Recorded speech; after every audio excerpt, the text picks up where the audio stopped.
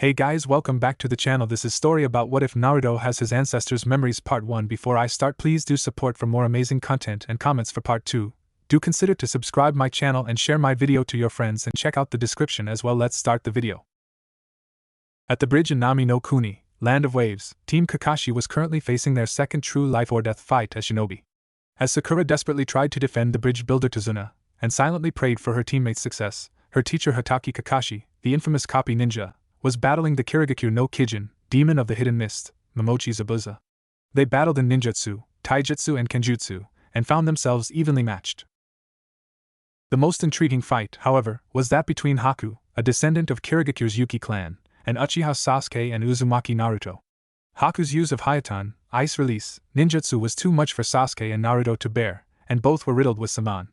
Their movements were becoming progressively more sluggish, and Naruto was currently only semi-conscious on the ground, having received blows to multiple pressure points that would normally render a shinobi catatonic. Fortunately, as both a Jinchuriki and an unknowing descendant of the Uzumaki clan, Naruto was highly resilient to such attacks. The Foinin, Hunter Nin, was positioned within his Makio Hyosho, demonic mirroring ice crystals, Saban at the ready to launch at his foes. He watched as the raven-haired one scanned the mirrors attentively, searching for any indicator as to which held the original, and where the next attack may come from. "You move well," Haku commented, both pleasing and confusing Sasuke with the hint of admiration in the voice. Regardless, the Hayatan user continued, "This time I'll stop you. Your body, reflexes, ability to react, you should already be at your limit," Haku thought as he prepared more saban for another barrage. He noted that the kind boy he met mere days earlier in a clearing rose also, standing himself beside his comrade. "He's coming!" he heard the orange-clad shinobi exclaim, and the Yuki once again found himself questioning how exactly the blonde-haired boy passed whatever examination was required for promotion to Genin in Konoha. "Shh!" the raven hissed slowly, as both drew a kunai. "Calm down, concentrate and see through it, Yuzuratanki." Naruto nodded and both trained their eyes on the mirrors in preparation for the next barrage, ignoring their own beaten, bloodied forms. As Haku launched the Samban, both boys dodged to the right at the last moment, the blonde being nicked slightly but otherwise free of any newly acquired injuries. "They saw it? No way," the Foinin internally protested, shocked and confused at the pair's reaction. As the two lifted their faces, Haku found himself gazing into the eyes of the Sharingan. Or rather, to be more accurate, two sets of Sharingan, one with a collective 3 tomo, and the other with 2 between them. Those eyes, it can't be the Sharingan? Naruto was confused as to how he could suddenly see so easily, and looked over to Sasuke, only to gasp. "Sasuke, you have eyes like Kakashi-sensei's!" Naruto exclaimed, completely unaware of the change in his own eyes, bar the noticeable increase in the clarity of his vision. The blonde Uzumaki saw his teammate turn his head with a smirk, only for aforementioned Uchiha to stop dead and do a double take. "How?" Sasuke thought in shock, completely unsure as to how he should react in this situation. Suddenly, he was snapped out of his shock by the voice of their enemy, which was really starting to get on his nerves. So you two are also bearers of an advanced bloodline?" No matter. The androgynous figure trailed off as he launched the Senban, Naruto being caught by several more due to a moment of confusion regarding the figure's words. Sasuke, meanwhile, managed to dodge. "How does the dobe have the Sharingan? Don't tell me he's family?" Sasuke wondered. The idea seemed foreign to the last Uchiha, not so last, now, he mused idly. After spending so many years of his life alone, knowing that the only living family he could have now, Itachi, does not count. He will never count, not again, his mind insisted, would be those he fathered and raised himself. And honestly, that was a little further down on his priorities list right now. Killing the bastard came first. But maybe he wouldn't be as alone as he thought, now. What did he mean, 2 of us? I'm not, Naruto wondered in confusion as his body gave out momentarily from the damage sustained once again. He heard the figure speak again, and his eyes widened in panic as he saw the figure race out of the mirror directly across from him and hurl Saban at him, most likely to strike him in the eyes, an instant kill. Sasuke, with his Sharingan active, was having similar thoughts. As time seemed to slow down, he ran for Naruto as the masked figure shot at the blonde-haired Uchiha? Perhaps regardless, Sasuke had only just gotten some form of family back, and he'd be damned if he lost it this quickly. Naruto, damn, make it in time. Running to intercept the attack, Sasuke was left with little option but to throw himself between the oncoming attack and his teammate. Holding a hand against his bleeding chest wound, Kakashi panted as he stared at Zabuza, slightly panicked. "Ugh! Kakashi-sensei!" Sakura exclaimed in horror as Tazuna watched on with terrified eyes. Seeing the figure of a mildly bloodied Zabuza not meters away from her, Sakura couldn't help but feel weak at the knees as panic struck her. The visage of the Kirigakure no Kijin was truly living up to its moniker, or at least, in her mind, anyway.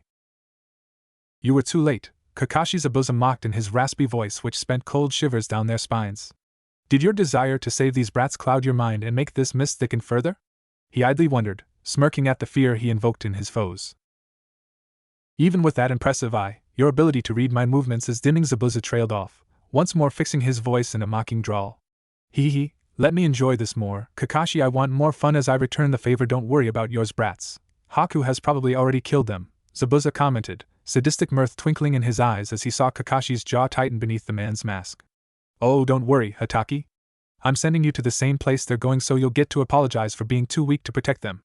His last words were a shout, leaving the three to stare in shock at the sickening thirst for blood shining in the man's slightly manic eyes. Sakura, in her anger at the man's words, drew unnecessary attention to herself. No way! She shrieked. Sasuke Kyuin won't be defeated by a guy like that so easily. Same for Naruto. She continued as her inner self shouted its agreement. Exactly, Kakashi agreed, shocking Zabuza with the certainty in his voice. I believe in their strength, the copy ninja continued with a solid stare at the demon, daring the man to disagree. Naruto's unshakable determination and drive and Sasuke's heritage as the last of one of Konoha's most prominent clans. Zabuza stiffened in shock. Remembering the time he saw the boy, he realized he may have made a fatal mistake in sending Haku against the Raven. You mean he trailed off uncertainly, rather worried about the conclusions his mind was making. Of course he'd heard of the single survivor. Yes, Kakashi affirmed, his name is Uchiha Sasuke, a genius ninja with the Kekkai Genkai of the Uchiha clan running through his veins. An offspring of that tragic clan. Zabuza halted, realizing things he should have seen sooner. Kami, damn it. No wonder he's been progressing so quickly. He continued his train of thought as he made hand signs. But that's the same case as Haku, then. There's never been a case of the Makio Hyosho failing, Zabuza announced as he vanished into the mist once more. He disappeared again, Sakura exclaimed, stating the obvious. Kakashi resisted the urge to roll his eyes and inwardly promised to introduce Team 7's lone kunoichi to his friend Kurenai. Or maybe Anko. Right. Not the time. Sakura, stay here. It's about time I finish this fight, Kakashi ordered as he bounded out into the mist, not even bothering to listen to his student's reply. He vaguely saw what he thought to be the outline of Zabuza through the mist, and spoke up. You seem to think I survived in the shinobi system with naught but my Sharingan, Zabuza. But I am afraid I'm a former, trained member of the Ansatsu Senjutsu Tokushibutai, Special Assassination and Tactical Squad 1, so I'll show you the ninja I used to be. Instead of copying jutsu, I'll show you my own, Kakashi declared with certainty, inwardly hoping that his genin were faring well against their foe, and deciding that they would all need to get some training done once this mission was over. Naruto stared in shock at the scene before him, a startling clarity to it as the reality he knew crumbled. In front of him, Sasuke stood slumped forwardly slightly, his body ridden with Senban, panting heavily. Across from them, Haku was collapsed on the ground in pain, having borne the brunt of Sasuke's counterattack. TCH, Dobe, you're always getting in the way, Sasuke remarked as he slumped backwards slightly, Naruto catching his body as it fell, staring in shock at the blood and the sheer number of sharp, pointy implements sticking out of the last Uchiha's down form. Sasuke, you? Why? What's with that face, you moron? Sasuke smirked weakly as Naruto gaped at the Raven, uncomprehending of how events escalated to this point. Why would he save me? Naruto wondered. PFT. I hated you, Sasuke continued hoarsely, feeling his body giving way to the blood loss and poison on the Senban. But Naruto trailed off weakly, until his anger spiked. Why? I never asked for your help, TME. Naruto raged, refusing to accept this despite the fact that he could feel it being burned into his memory, forevermore. I don't know, Sasuke trailed off uneasily, his face scrunched up in the very epitome of pain. My body moved on its own, he continued, as Naruto watched in shock. Idiot, he paused a moment, and then, that man my brother, I swore I wouldn't die until I killed him. But now you're here. Avenge our clan, for me, please, he coughed up blood, chuckling weakly. You better attain your dream, Dobe. And with that, Uchiha Sasuke died. He landed a heavy blow on me, and died for you without even flinching. He is truly strong, to protect his precious person in such a way, Haku commented as he rose. He is a shinobi that truly deserves respect. He finished, staring at the body of the Uchiha in his kin's arms. Is this the first time you have lost a close friend? This is the way of the shinobi.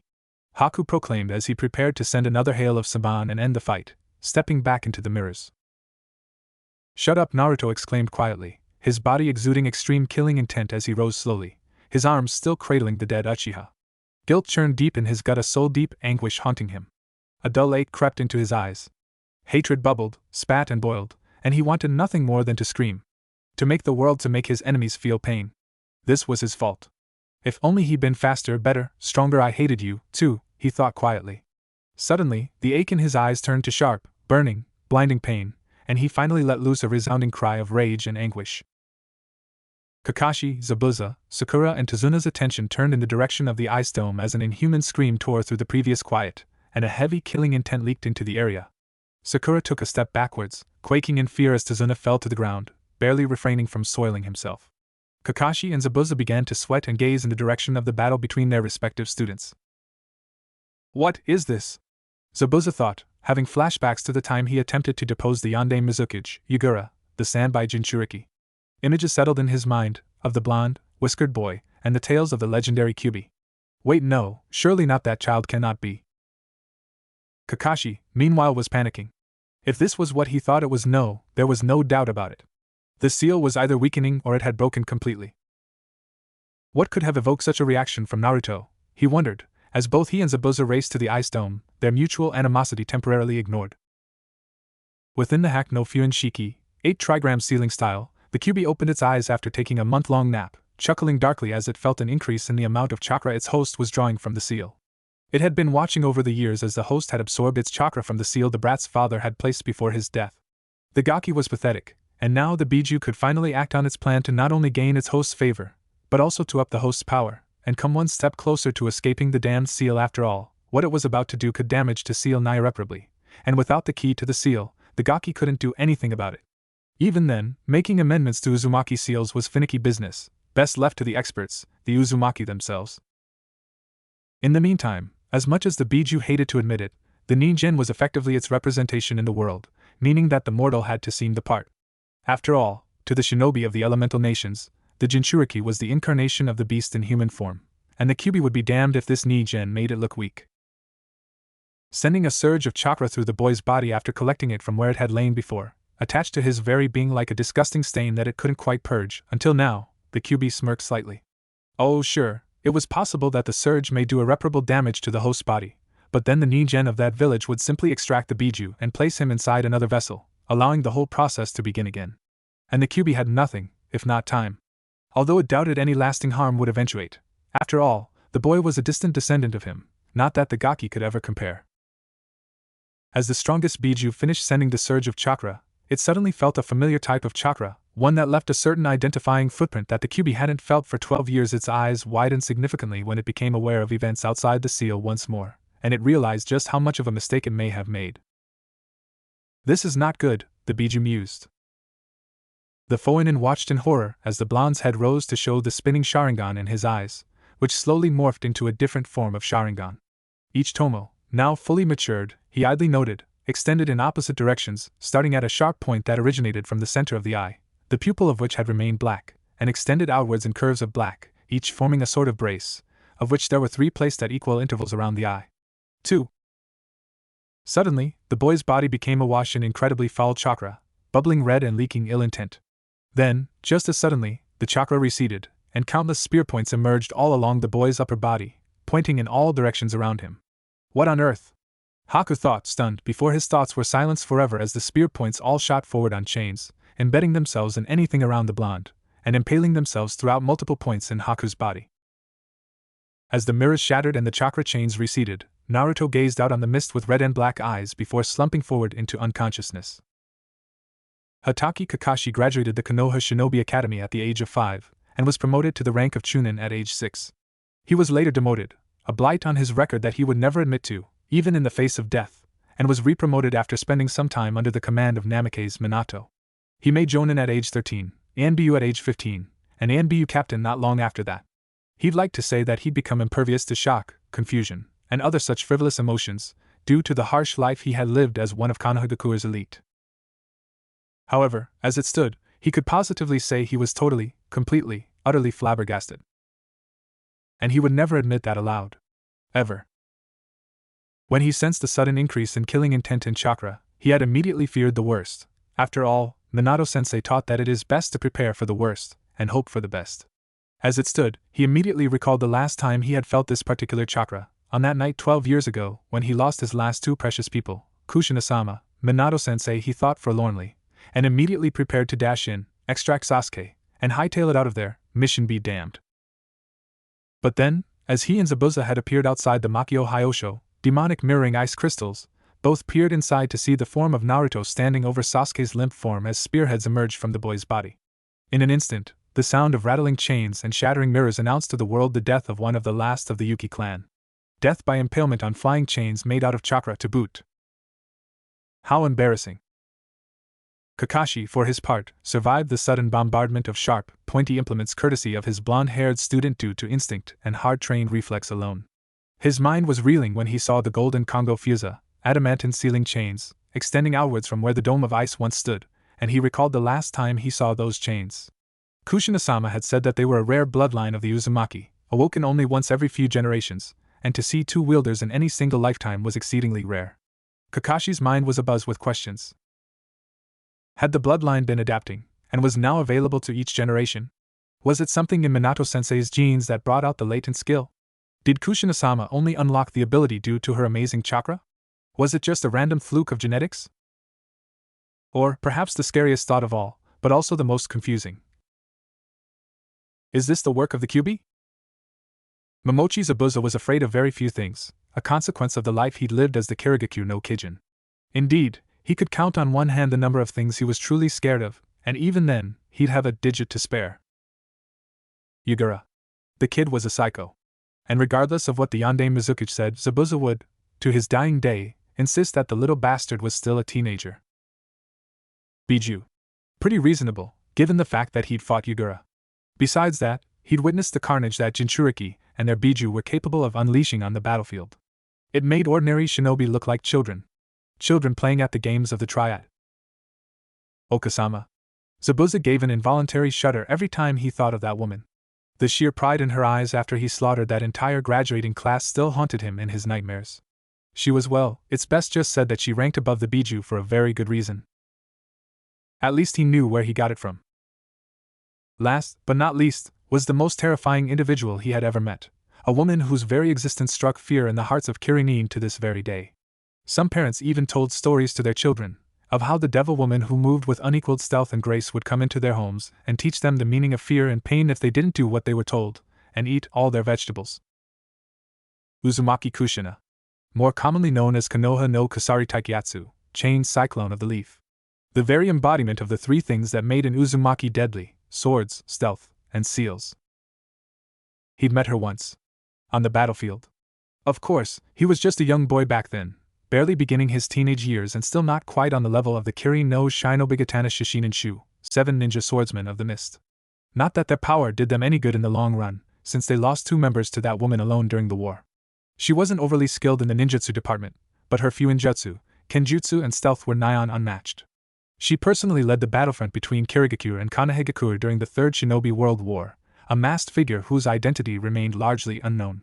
Her rumored lover, the man who went on to become Konoha's Yandere Hokage, had led the charge against Kumo. They were a match made in heaven for Konoha, and it was widely acknowledged that, if the two had ever raised an heir together, the child may very well have been the next Shinobi no Kami, god of shinobi. He remembered the battle that made history in Kirigakure, the day that a masked woman with blood-red hair led the forces of Konoha to battle, in a final conflict that signified the end of Kirigakure's involvement in the Third Shinobi World War. Akarikajo no Tatakai, Battle of the Bloodied Shore. The battle turned upscale when the Rokubi Jinchuriki was ordered to release the Biju she contained on the Konoha shinobi, after which Uzumaki Kushina restrained the Biju with her chains, made of solid chakra. The Kusari Taikatsu was known for her tough-mindedness on the battlefield, and her unshakable resolve to defend her home. Factor in the knowledge that Kirigakure played no small part in the decimation of her clan's home village and, well, it was a massacre. No other words could describe it. Zabuza himself only survived by playing dead, hiding under a dead body, and later claiming he had been knocked unconscious, or risk incurring the Sandai Mizuki's wrath. Due to their loss of the Sanbai in an earlier incident not months before, the Mizukichi was left with no other option than to offer Konohagakure their unconditional surrender and cessation from the war itself, alongside some other concessions. In exchange, they got the 2 swords of the swordsman that they'd lost back, and they got to keep their biju. Joy. So, when he saw the Kongo Fusa, his primal instinct to survive outweighed anything else. Jumping back at the last moment to dodge and inwardly worrying over what happened to Haku, he released his Kirigakyu no Jutsu, hiding in mist technique. The mist cleared, and Zabuza saw the slumped form of the blonde Kushina spawn, for what else could he be, with that infernal chakra? Next to the Gaki's downed Uchiha teammate. Across from them was the bloody mangled form of Zabuza's breath hitched. Haku. As Zabuza made his way to what little remained of his once apprentice, Kakashi's pinkette Genin screamed. Haruno Sakura was sheltered, really. She had lived a quiet childhood, with no major familial deaths, no horrible fights with her parents, and no run-ins with bullies after she'd managed to get into the academy in crowd. Her mother was a Chunin-level kunoichi working in Konoha's Cypher division, and her father retired from the shinobi trade and opened a shop after realizing he may very well become a career genin at the rate he was going. She honestly wasn't overly bothered with a true career as kunoichi, much preferring the civilian lifestyle. But alas, she simply had to remain a kuniochi of Konohagakure, or she'd lose her shot at Sasuke-kun. And she couldn't have that. No. Not at all. She knew that she should have taken her training more seriously. Done more than fixate on her appearance and attractiveness, but she couldn't bring herself to do it. Every time her parents suggested that she go and train, or eat more, or do something healthier, she had wholeheartedly refused. And it had really come back to bite her in the ass. When she heard the rustling of chains and what suspiciously sounded like shattering glass, she was confused. What in the name of hell had done that? Then, she noticed that the mist was clearing slowly, and she immediately tried to see the weird dome of eyes that the strange figure with the mask had made earlier. The one that Naruto had run inside without a second thought. TCH, moron, she thought. Cha, that fool is going to get in Sasuke-kun's way, Shinaro, her inner self raged.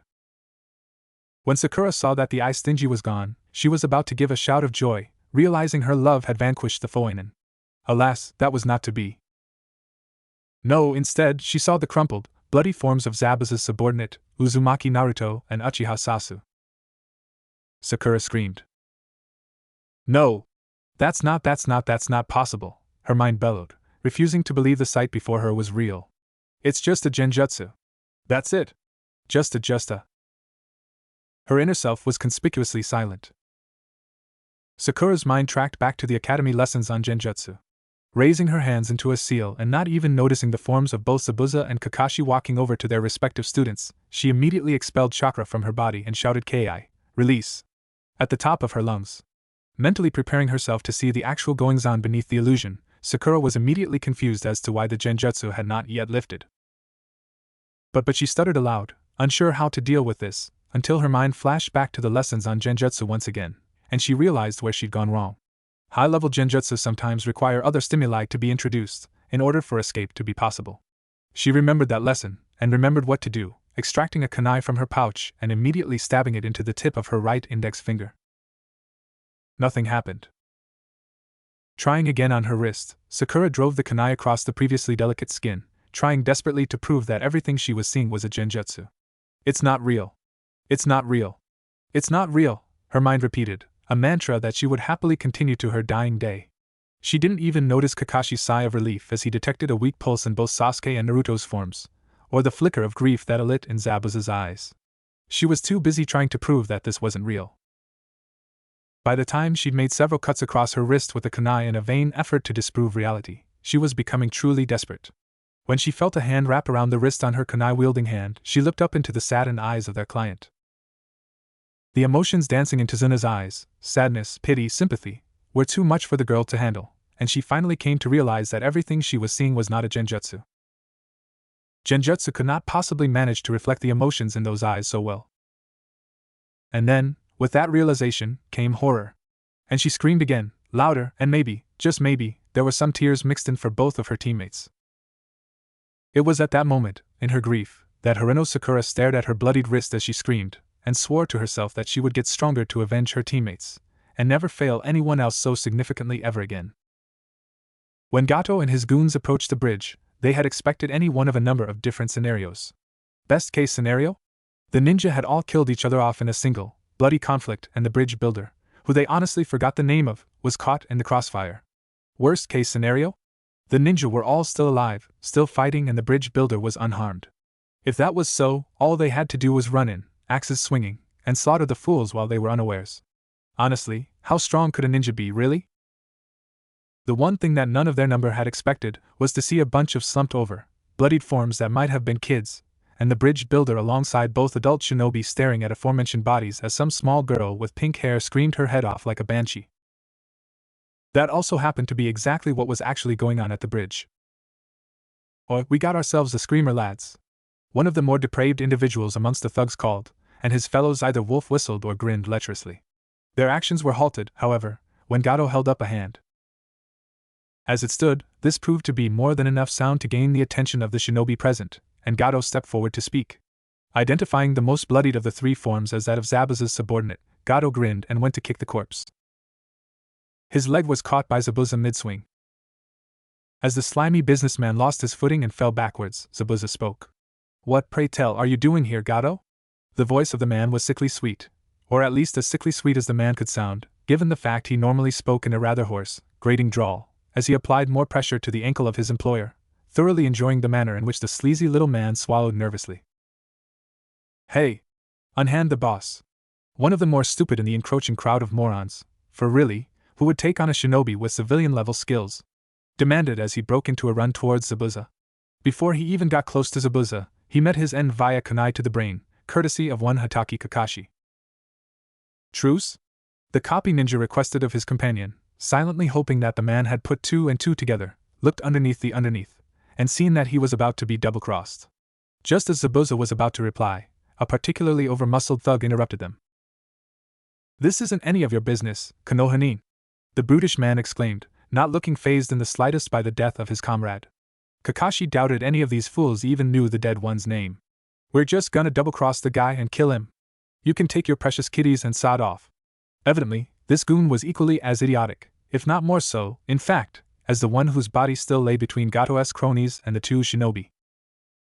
"Shut up, you fools!" Gato demanded, sweating profusely and staring up at the visage of the Kirigakure no Kijin with no small amount of fear. Zabuza put an end to that, quickly and efficiently inserting his kunai through the smaller man's jaw and pushing it upwards.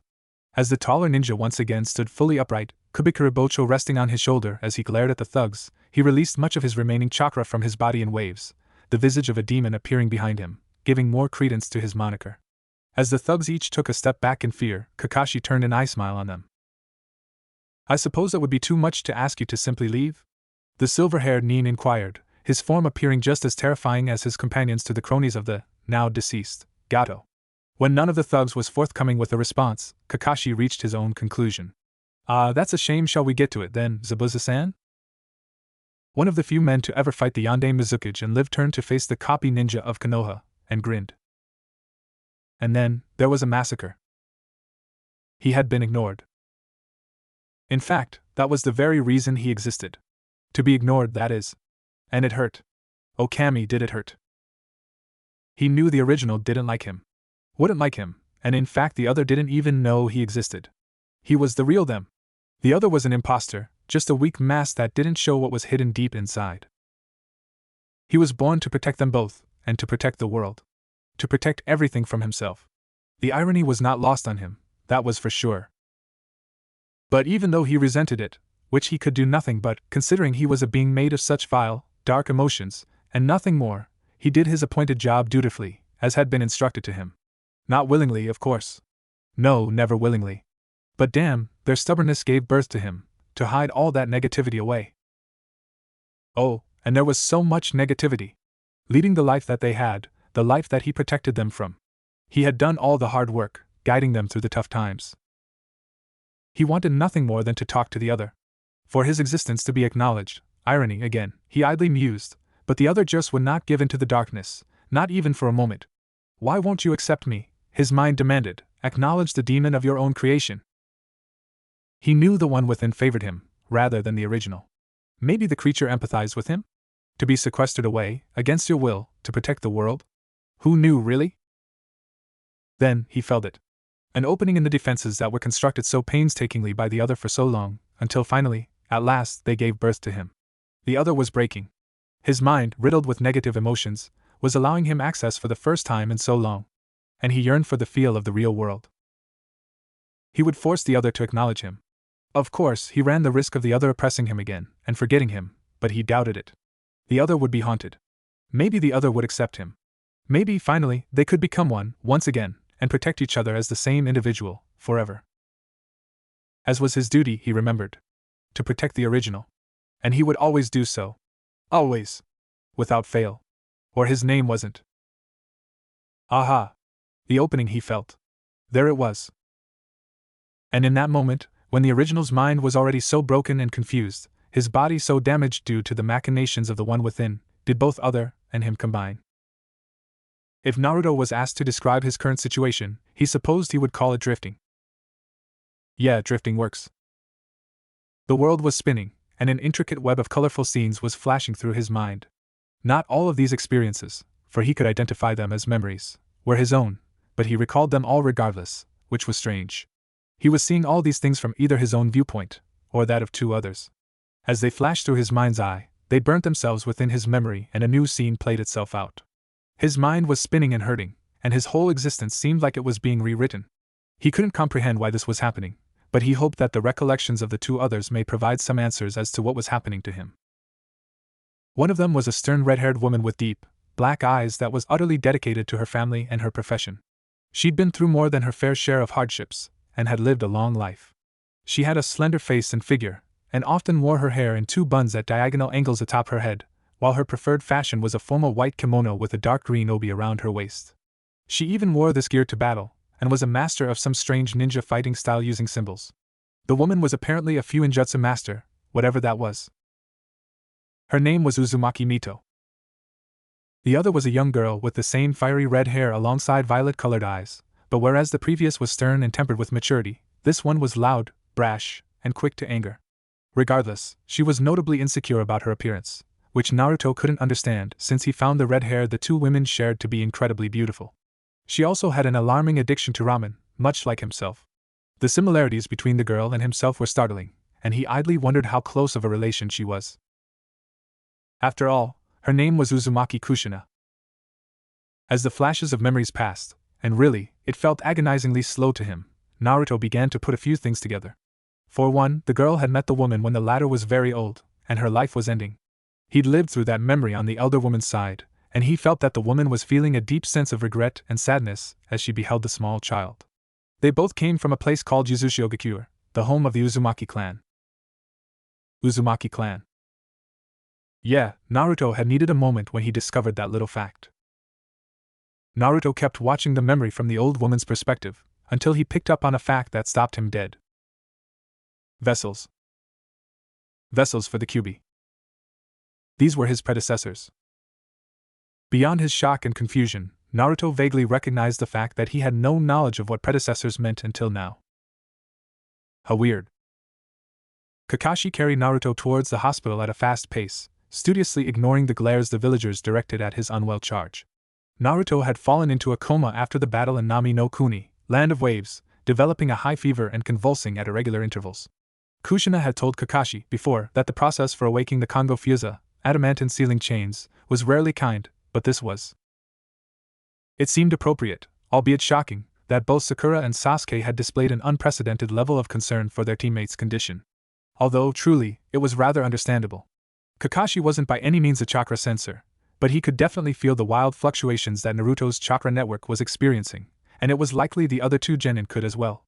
If the levels of chakra the boy was expelling, whilst unconscious, happened to be any indication, the young Jinchuriki's reserves were growing. At quite the astonishing rate, actually.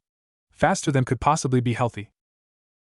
So Kakashi had dropped everything they were doing after the battle, informing Tazuna that they needed to head back to Konoha immediately. They'd been sent out of the village with their client's blessing. Unfortunately, Naruto's condition had deteriorated when he was moved, and it had been all Kakashi could do not to simply ditch his other genin and run straight to the village with all the speed he could muster. Regardless, they'd still made the distance in 2 days. The blonde had yet to emerge from his coma, and his convulsions made traveling rather difficult, but they'd managed. Both Sakura and Sasuke had been largely silent throughout the trip, barring a few concerned inquiries on behalf of their teammates' health. Sasuke especially had been more persistent than normal, but that was logical considering the circumstances. Sasuke had told Kakashi the whole deal, Sharingan and all, and the Genin would have likely been much more interested in the matter if he hadn't been preoccupied with his student's rapidly declining health.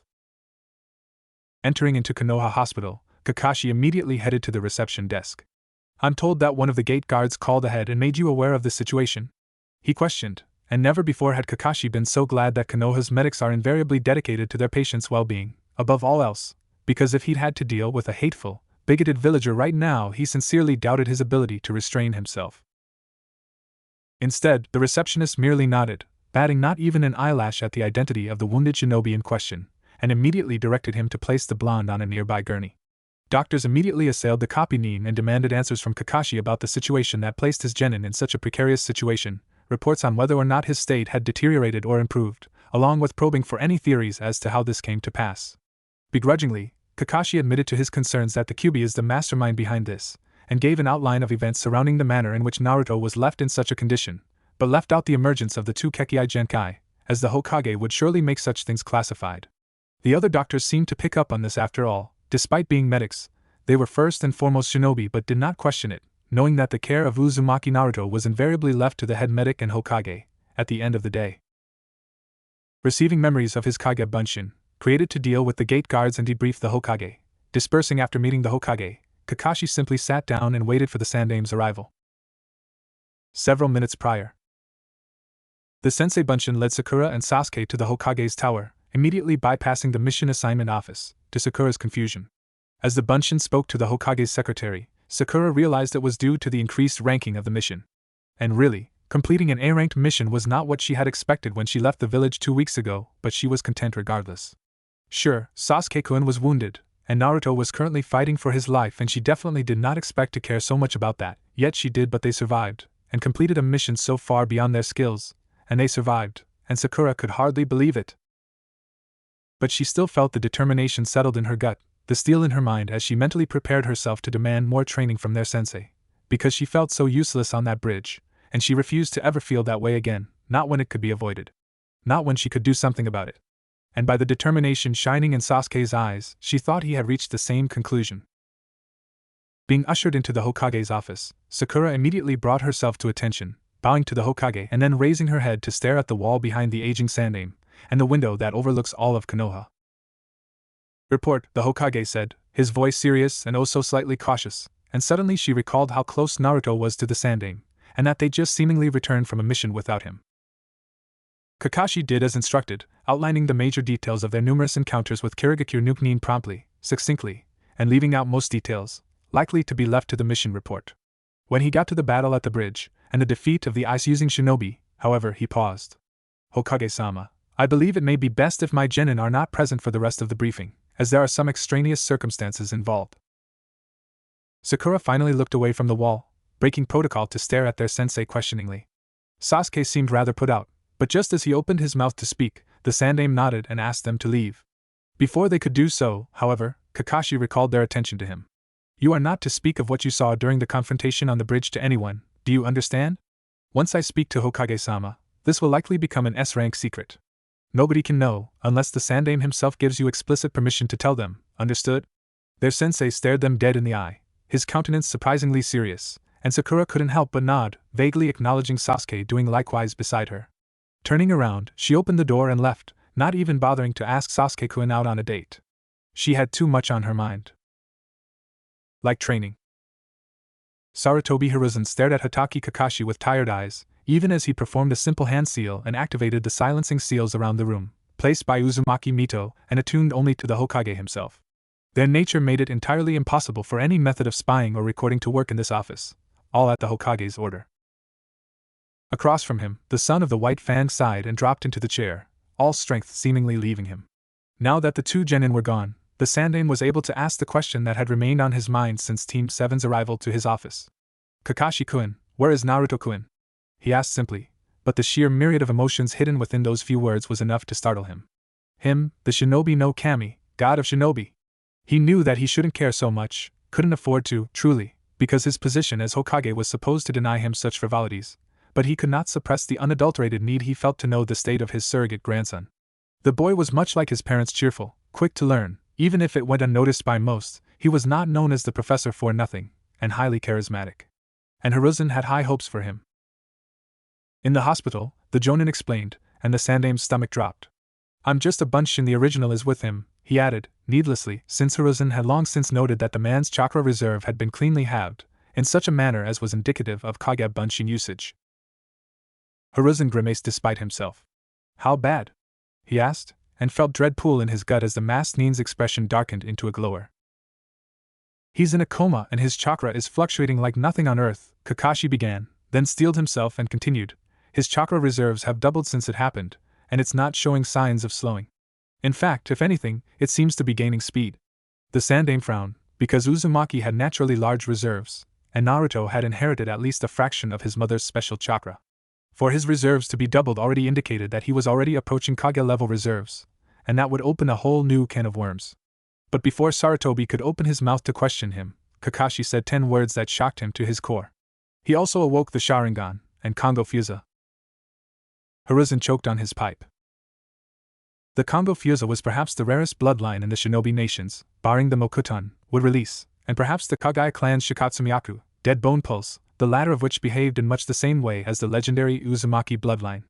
It had only been seen in 2 separate users by the same person once in recent history, Uzumaki Mido, who had met both her grandfather and his successor to the gene, Uzumaki Kushina, although only just barely for the latter. Hiruzen had always felt that something was wrong there, since the Kongo Fusa gene invariably passed through direct familial descent, meaning the user before Kushina had been one of her forebears.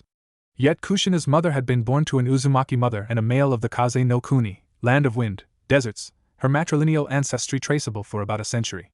Her father, however, had emerged at seemingly random, a red-haired baby being deposited in front of one of the Uzumaki clan's fortresses during the clan wars, about 8 years before their end, and mere months after the birth of Hiruzen himself. He was left with merely a note, naming him Uzumaki Atsushi, with instructions to treat him well. 1. Sarutobi had thought the Kongo Fusa, referred to by some as simply the Kusari, to have finally died off, since he had seen Kushina manifest the chains after Naruto's conception, and even after the birth, and the user invariably lost the ability once the child who would pass the gene along was conceived. It was a strange bloodline, only emerging when unknown conditions were met in the genes and chakra of the carrier, and he knew that past attempts to draw it out had failed. His former student, Orochimaru, had been especially obsessed with the bloodline, and had in one of his few sanctioned experiments, and with Kushina's grudging permission studied her blood extensively in an attempt to replicate the ability. All he had been able to ascertain was that the Uzumaki's special chakra was necessary to its development, and since none of those were around at the time bar Kushina herself, the project had been scrapped. And the Sharingan. So the seal failed, he thought, and couldn't find it within himself to be surprised. After all, while talented, Jiraiya-kun is nowhere near Mito-sama's level.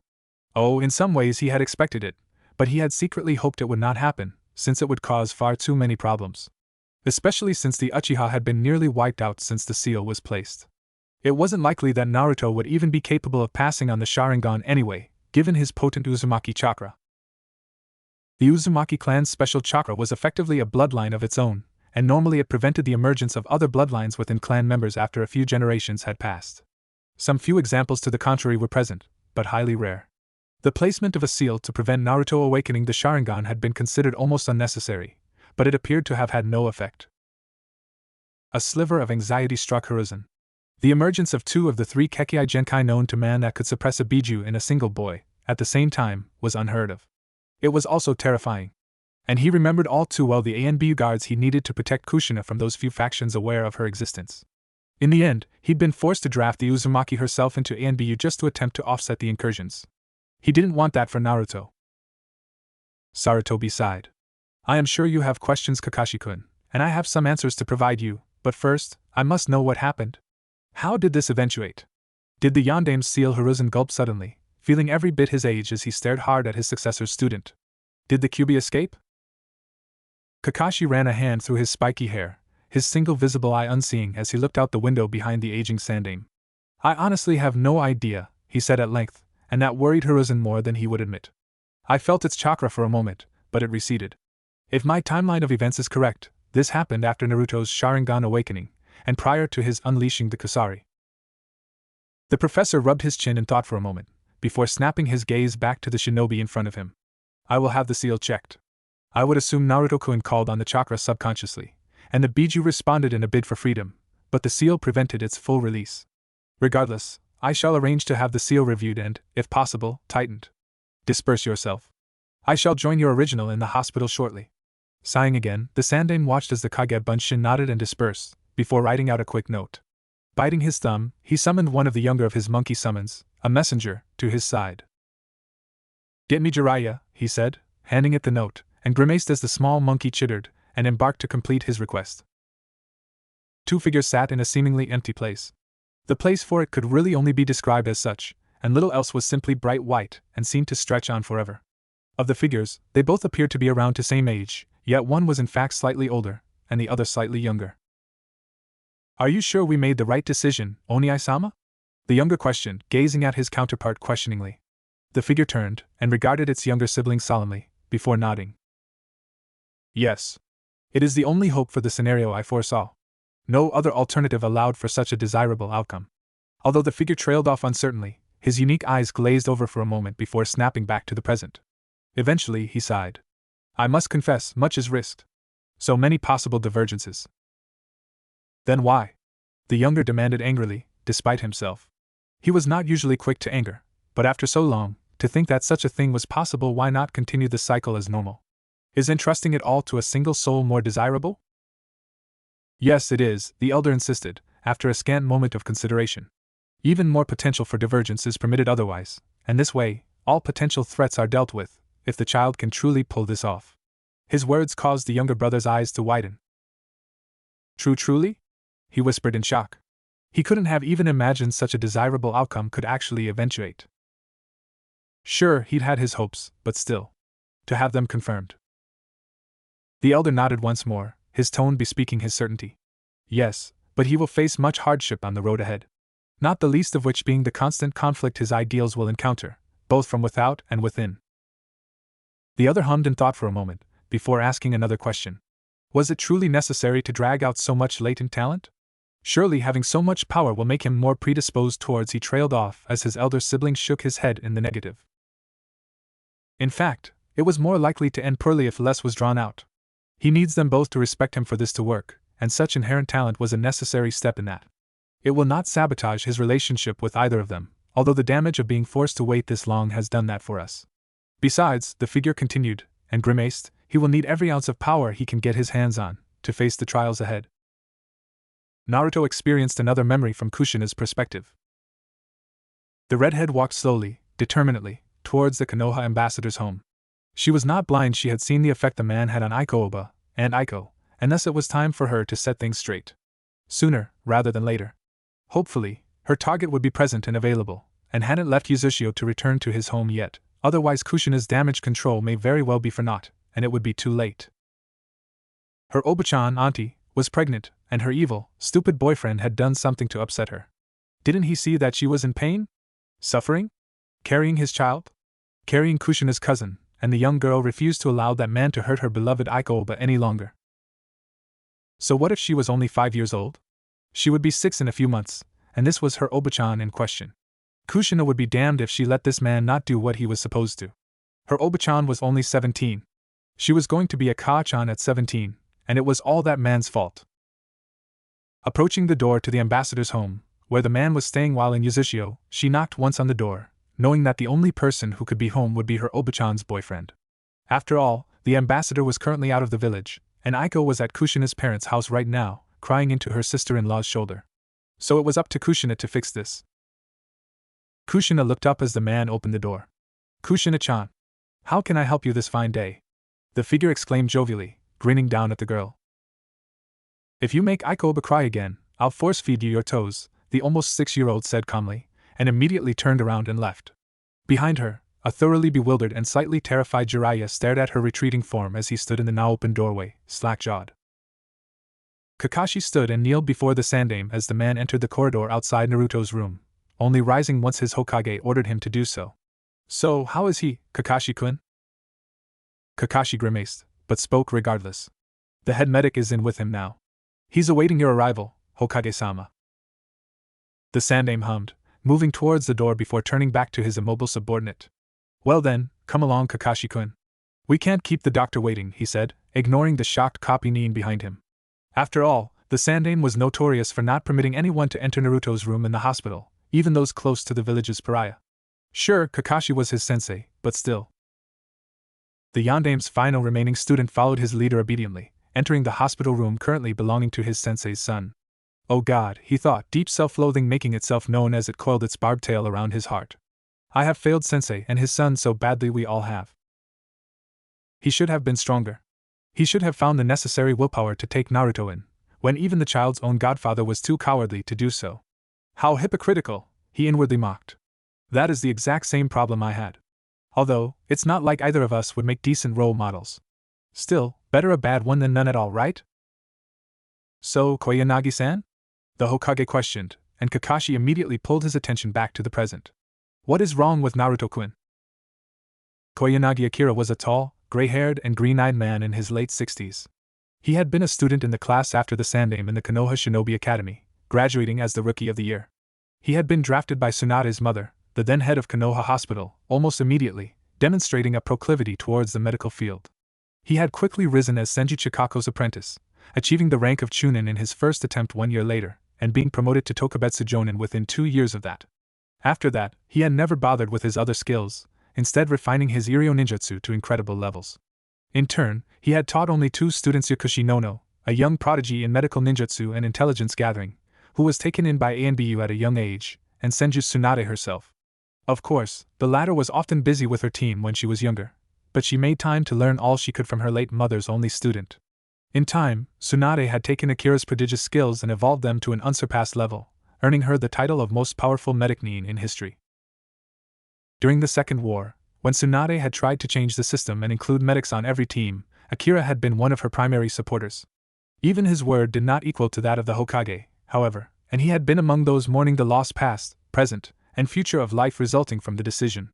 A degree of tension had existed between Koyanagi and Sarutobi ever since, but neither attempted to repair it, despite the relatively close friendship the two had shared in the past. He was also one of the few people in the village to be aware of Naruto's parentage, and the identities of the previous 2 Kyuubi Jinchuriki. The aged doctor sighed, and turned his attention to his once friend. Not well, Hokage-sama. From what I can ascertain, Naruto-kun's very genetic makeup is undergoing intense change, being transformed into something else. At first, I had thought it was the Kyuubi attempting to change his body into, well, something of a more desirable vessel, the man admitted sheepishly, shrugging slightly and seeming quite embarrassed at making such a negative assumption, but continued on regardless. As I have reviewed it, however, I have made several intriguing discoveries. The man stopped speaking abruptly, turning to the bed and its occupant, gazing at Naruto in undisguised fascination. He seemed to forget their presence for a moment, and only Kakashi clearing his throat brought the man's attention back to the other 2 men. Well, Koyanagi-san? The Sandame questioned, and if Kakashi had been any less of a shinobi, he may not have noticed the minute tenseness to the man's body. As if waiting for a trap laid by the enemy to spring. How intriguing. Ah. Of course, yet again, the kind elderly gentleman seemed terribly embarrassed, but Kakashi got the feeling he wasn't quite as self-conscious as he led on. The man drew in a deep breath, before releasing it all in a sudden exhalation/exclamation of I believe the Kyuubi has drawn out Naruto-kun's latent abilities. In effect, the Biju has drawn out the Kekkei Genkai present within about 3 generations of Naruto-kun's ancestry. For the second time that day, the Sandame choked on his pipe. Meanwhile, Kakashi choked on what little air he could get into his lungs. Suddenly, the visions changed. Instead of random memories from his 2 predecessors, Naruto was thrust into one of his own. It was one of the nastier experiences he had encountered as a child. He was generally despised for his role as Kyuubi Jinchuriki, and there was another word he didn't remember learning, but the populace was more spiteful and neglectful than outright violent. There had, however, been a few exceptions. This memory was of one of those. His younger form cried softly, clinging to the swing he sat upon as he watched the happy families passing by. Looking back, Naruto did not remember feeling this saddened by this, nor this angry. Not outwardly, but inwardly. Angry and hateful and why won't you acknowledge me? With maybe a little I'll show you, mixed in. He didn't remember feeling this at all. And yet he did. Suddenly, a shadow loomed over his 6-year-old form, and Naruto looked up into glazed, manic red eyes. Ah, the demon! The man looking to be about 18 years old with short, straight black hair exclaimed, even as he grabbed hold of a retreating Naruto's wrist. Naruto's mind chanted a mantra, well used and oft repeated. I am not a demon. I am not a demon. Hokage Jiji would tell me if I was a demon. I am not a demon. Now, not so fast, little demon, You see, you killed my father. He was a great man. Yuhi Shinku, too, the man slurred his speech slightly, and Naruto wrinkled his nose at the smell of cheap alcohol, much like the stuff the orphanage matron drank often. And by often, he meant whenever the Hokage wasn't coming by to visit. He knew not to mention it, 'cause last time, he'd gotten a beating for being a tattle. He didn't enjoy it. It was rather telling that Naruto was used to this by now, and that he didn't seem shocked that he had apparently murdered someone. Instead, he repeated his mantra in his head over and over again, begging the man to go away. Instead, the man chuckled and tightened his grip. I'm gonna make you scream, little fox. Just like he did as you killed him. The man screamed, taking a kunai out of seemingly nowhere and embedding it up to the hilt in Naruto's stomach. Finally, Naruto's mantra broke, and he screamed, vaguely recognizing the sound of the man's insane laughter, as he removed the kunai and made another slash. Naruto remembered this. Finally it made sense. But the emotions didn't. Hatred, rage, agony, disgust, unadulterated anger. He had never known he could hate so strongly. Suddenly he was dropped, but didn't meet the pain of the harsh ground, as his muddled mind expected. Instead, he was held against what felt like a body of someone at least several years older than he was. He remembered this, too. He could make little out of the older figure, other than his glowing red, three-tomo eyes. What? Hiruzen questioned softly, hardly believing his ears. Drawing out latent Kekkei Genkai was not an entirely new concept. Orochimaru's research into the Kongo Fusha was just one of the many attempts in his long history of attempted bloodline replication. It wasn't really necessary, since most Kekkei Genkai users passed the gene along to their child with little trouble. After all, chakra had a tendency to draw out latent abilities on its own, to strengthen its user, but within the Uzumaki, things were different. Orochimaru had been especially interested in the Uzumaki vitality. It was, after all, incredibly strong and unique. He had studied the ability, attempting to draw out latent Kekkei Genkai from within the DNA, and at the time, Sarutobi had believed that it was because Orochimaru wanted what was best for the village, and a more powerful Kushina certainly didn't hurt it but had achieved no results. The chakra was just too unique. So, for this to happen was... How? Kakashi muttered beside him, his tone incredulous. The head medic seemed to ponder the question a moment, before sighing. I honestly have no idea, Kakashi-kun. All I can assume is that the Kyuubi had something to do with it. The seal does seem to be less powerful than when I last saw. The man was suddenly cut off as the Sandaime rushed past him, raising the hem of the blonde's jumpsuit jacket and staring at the seal. The visible seal. The visible seal, which was only supposed to appear when Naruto was channeling the Kyuubi's chakra. Oh. Shit. Kakashi paled considerably, as did his superior, while Koyanagi seemed nonplussed. Is this bad, Hokage-sama? The man questioned, and both men came within millimeters of face planting. Yes, it is, Kakashi exclaimed. This means the Kyuubi's chakra is being actively channeled.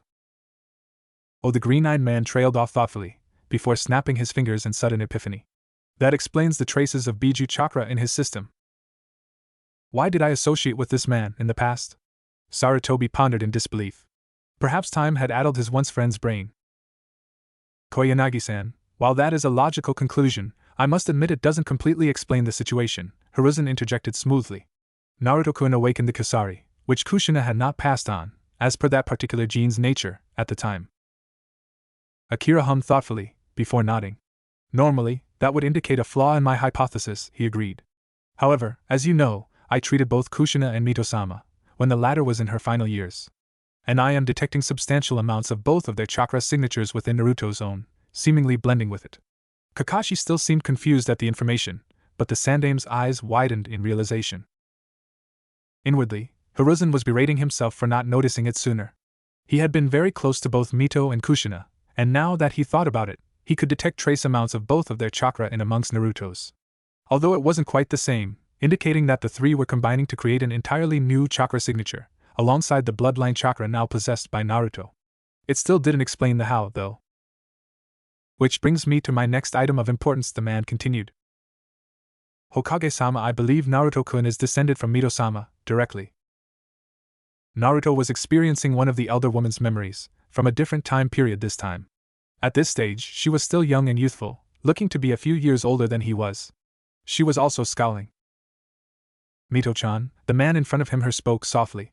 I know you dislike this, but our alliance with the Senju has been destabilizing recently.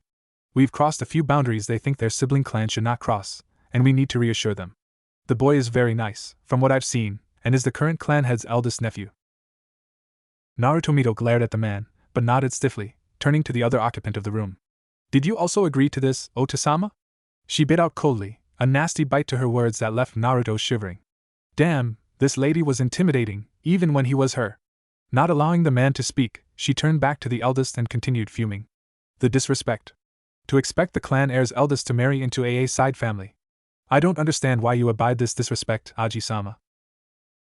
The eldest man sighed again, and turned his gaze to his son, who answered for him. Mito, her father answered, and her head swiveled to meet his gaze evenly, well-repressed bitter anger and hatred churning in her gut. We have already crossed too many boundaries. While the Uzumaki are powerful, we are not on the level of the Uchiha or Senju. Our Fuinjutsu and Kenjutsu may be formidable, and our numbers great, but we have never been strong users of ninjutsu or genjutsu, like our sister clan. We need this alliance, and this is one of the terms they demanded. Humph. Why not simply secede from the clan wars altogether? Oh, don't give me that look, she added when her father stared at her incredulously.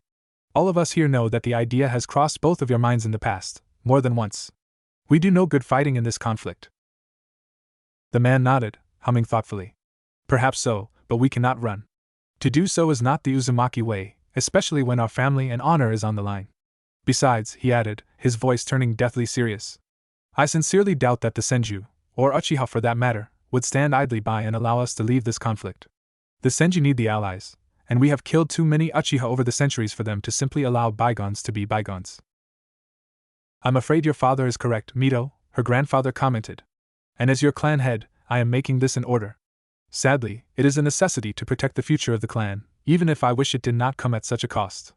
The elderly man's genuine sadness spoke volumes, and Mito found herself calming down. She had never been able to hold anger at her grandfather for long. He was far too kind, and she owed it to him to believe him when he said that there were no other options. Now come, he exclaimed, grinning. We shall speak no more of this. I must depart for the alliance meeting at Amaterasu no Tani, Valley of Amaterasu, on the morrow. Let us relax this evening. The Sandame's eyes widened comically, his composure slipping in a rare moment of absolute befuddlement. Beside him, Kakashi had renewed his choking, gasping for air that just wouldn't come. And judging by the glint in the man's eyes, Akira was loving the reaction he got. Bastard. How the shinobi no Kami trailed off in shock, finally regaining control over his mouth after much struggle. Why would you say that, Koyanagi-san? He struggled to maintain a level tone to his voice, withholding his own amazement at what may very well be the confirmation of his own, long-held beliefs. He had been friends with Uzumaki Atsushi, as had his sister, to the point where she had even named her son after him, in honor of the man after his death, and both had long held the suspicion that he was descended from the Shodai's wife. The timing was suspicious. After all, it was not well known that Hashirama-sama and Mito-sama's marriage had been loveless for many years, a political marriage to strengthen the weakening ties between the Uzumaki and Senju.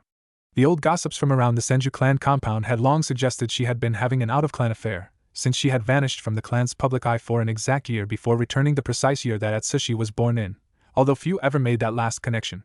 Adding in that Kushina had gained the Kusari, which could only indicate a direct descent from Uzumaki Hashihiro, Mito's grandfather, and it became clear that something, somewhere along the line, had been covered up.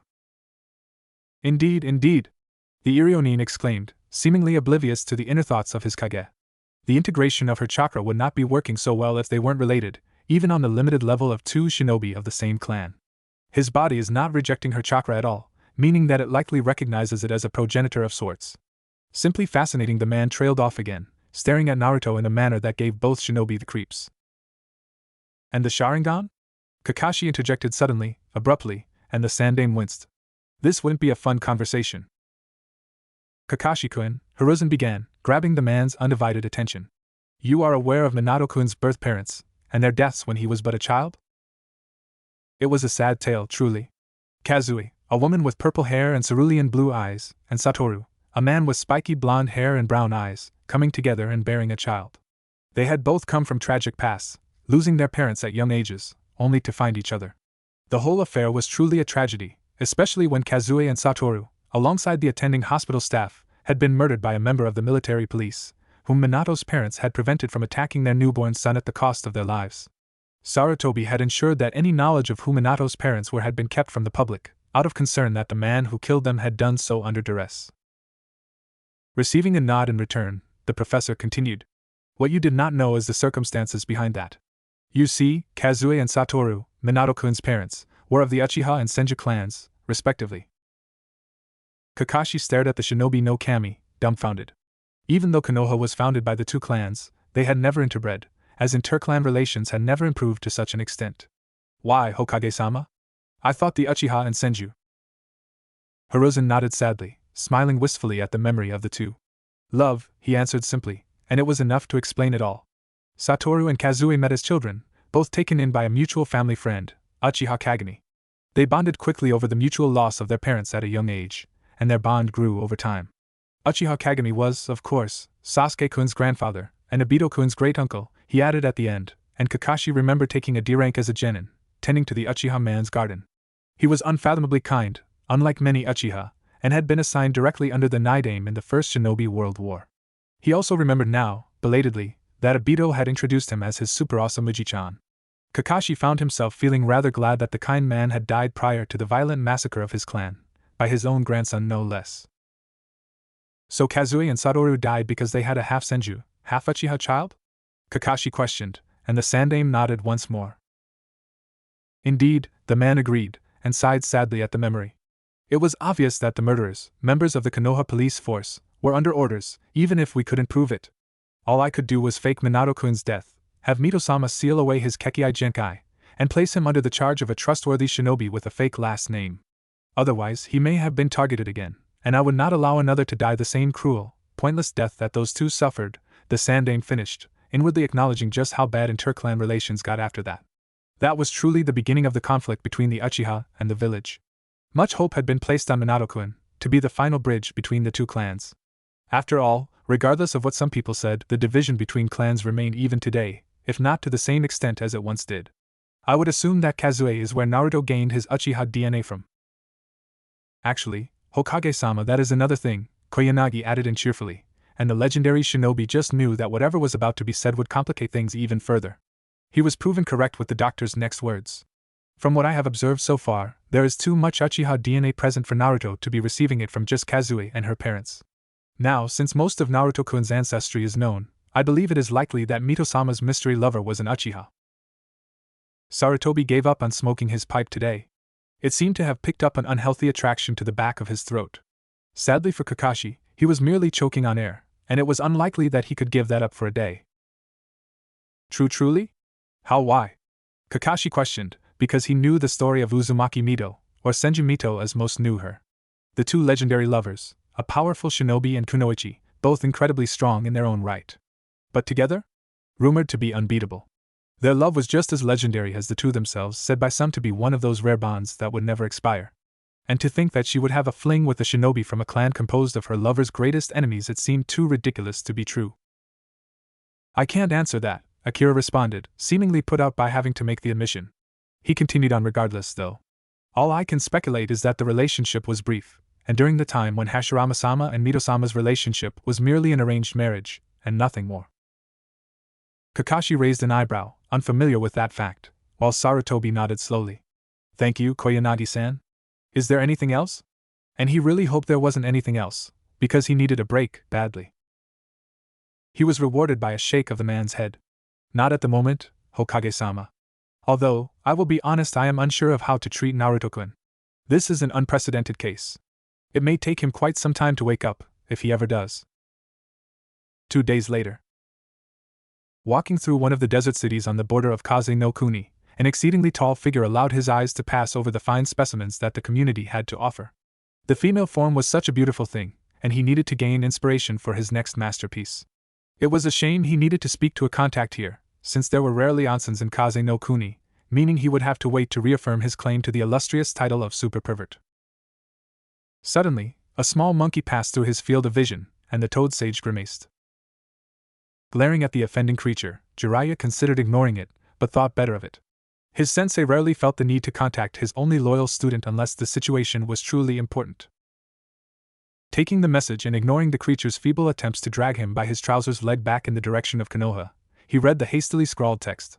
Suddenly, his eyes widened, and he turned and bolted for the village of his birth, barely remembering to create a Kagebunshin to remain behind and speak to his contact before dispersing. Left behind him in the dust, the small monkey summon chittered in confusion before dispersing. 2 days later, again. Jiraiya. Naruto has returned from a C-rank turned A-rank mission. The seal has weakened, significantly, and he has fallen into a coma. More has happened, but nothing I feel comfortable relaying in a message such as this. Return quickly. Sensei.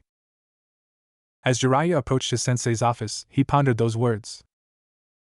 He and Sarutobi had not been on good terms for over 9 years, ever since Orochimaru's defection, 3, and the final fracturing of the Sannin. Technically, they had not been a team since Tsunade had finally mustered up the courage to leave in the middle of the Third Shinobi World War, abandoning her village and comrades in a long-foreseen decision, with nary a thought for those she left behind. Of course, by then they had become very dysfunctional regardless, Tsunade and her drinking, leaving the ninja force due to her hemophobia, Orochimaru's descent into madness, not obvious at first barring his obsession with his experiments, Jiraiya's own grief over losing all of his students aside from Minato, alongside his girlfriend and unborn child, and lastly Hiruzen. And his depression and stress due to his position, with the distance between he and his family and friends making the whole situation that much worse. Both he and his sensei blamed each other, to an extent, for the fracturing of their team, even if both knew the fault truly lay elsewhere. Both were simply too stubborn, and too proud, to admit to it first, and thus found themselves at an impasse. Perhaps if one of the other two were to return again, then they may be able to begin repairing their relationship, but as it stood it was unlikely to happen. Hopping directly up to the windowsill in his sensei's office, Jiraiya waved lazily as he got down and walked in front of the Hokage's desk. Said man turned to the Toad Sage, eyes gazing sadly at the form of his last loyal student. And Jiraiya had never seen the old monkey looking so tired. Sensei, he said simply, by means of introduction, as if he hadn't been absent for over 5 years now, and he hadn't visited his godson in almost 8. The boy probably didn't even remember him, not that he'd blame him. Who would want to remember a failure like him? Jiraiya, the Sandaime answered back, measured and unfailingly polite, but no more than that. The rift between them denied them anything more than that. You got my message in quite good time, the man commented idly, and Jiraiya could pick up the faint disapproval. Only 4 days to get there, meaning he was easily found by a simply monkey summon. A minute clenching in his jaw was the only obvious sign of discontent on the Sannin's face. I was in the general neighborhood, meeting with a contact, he said simply, and the oldest of the pair merely hummed thoughtfully. Okay, damn these games, sick of skirting the issue at hand. This was his godson, and even if he was much more absent than he should be, he would own up to his mistakes and face them. For Naruto. For Minato and Kushina. How bad is Naruto? He questioned intently, staring at the man with ill-disguised concern. Oh, Sarutobi remarked softly, light, mocking shock coloring his tone.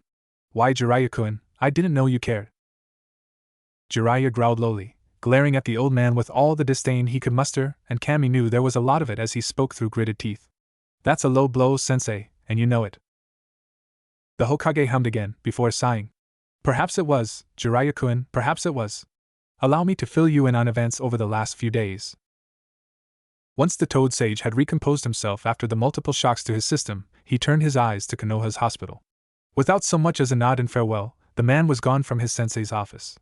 If the man had something more to speak to him about, he could tell him later. Running through the streets, not even batting an eyelid at the sign for the closest onsen, the Yandaime's sensei rushed towards the Konoha hospital. He had only visited his godson fleetingly since his final student's death, a result of his deep grief and self-blame, that Minato had died because of him, and the training he gave him, that the man who was his son in all but blood was now gone, only leaving small trinkets behind, and not enough time to leave memories in the child's life.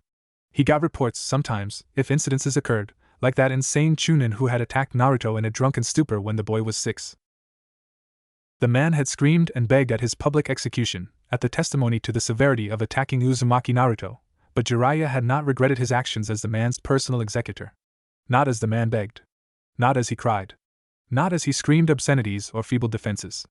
The only thing Jiraiya had regretted was his foolishness in not making sure that Naruto was far, far away from the execution. Far away from the gruesome sight. But regardless, the last loyal Sannin had raised his eyes from the man's corpse, to the gathered crowd, to the surrounding buildings, and horrified realization had passed through him as he gazed into his godson's amazing, blue eyes. And he had never even had the guts to go and comfort the child, because seeing those eyes reminded him of another pair of eyes, 2 similar eyes, which had also borne witness to death for the first time. And he was too weak to do anything about it a second time. Shaking the memory away, Jiraiya headed inside using the door, since there were likely no windows in Naruto's current room, due to the severity of his case, and made his way to the reception desk. After a few quick inquiries, he was off to the blonde's room, traveling the distance in a contemplative silence. About halfway there, he was met by his sensei, the man falling into step beside him with nary a glance or word. Once they entered the room, they found Kakashi sitting there, staring sadly at the young shinobi in the bed. Looking up, the man stood and prepared to bow, but a wave from Jiraiya dissuaded him. Turning to the Hokage again, Kakashi sighed. There has been no evidence of a repeat event, Hokage-sama, the shinobi said to the Hokage, and the aged man nodded slowly, even as the Toad Sage turned his attention on the two at the question. Repeat event? He questioned warily, and both of the other men present grimaced. What else could have possibly happened? Sighing, the Sandaime turned to his student and began to recount events. Well. Flashback 2 days earlier. Kakashi sat at his student's bedside, gazing at the young shinobi forlornly. He had failed another teammate, and now a child was suffering because of it. His sensei's child, which made it all the worse. Kakashi had never felt so much like the failure he was as he did then. He'd spoken to Sasuke and Sakura, explaining vaguely the nature of the abilities the blonde had awoken and the importance of keeping them secret. Both had readily agreed, although Sasuke was still harassing both Kakashi and the Sandaime about Naruto's parentage. All they had told the boy was that there was Uchiha DNA within 3 generations of the boy's ancestry, and that they would tell him when they could pinpoint it precisely. While still intensely interested and slightly desperate for information, the Uchiha had been appeased for the time being. Suddenly, Naruto's eyes popped open, and Kakashi jumped back in shock. The blonde blinked in shock, looking around the room before zeroing in on Kakashi. Sakumo-kun? The blonde asked, and the copy-nin felt his blood run cold. What am I doing the seal? He suddenly exclaimed, pulling his hospital robes up from beneath the sheets with overestimated movements. As his student did this, Kakashi sent 2 Kage Bunshin to alert Koyanagi-san and the Hokage. Suddenly, the blonde stilled. What? How? Why? What the hell is going on? The blonde screeched, staring at his body in incredulity. Turning his attention to Kakashi, he pointed accusingly at the Yandaime's last student before frowning. Hataki-kun, you don't look well, he commented suddenly, and a fresh wave of confusion flooded through Kakashi's mind. How did I end up in this boy's body? Kakashi didn't think his blood could get any colder. Kaikubi?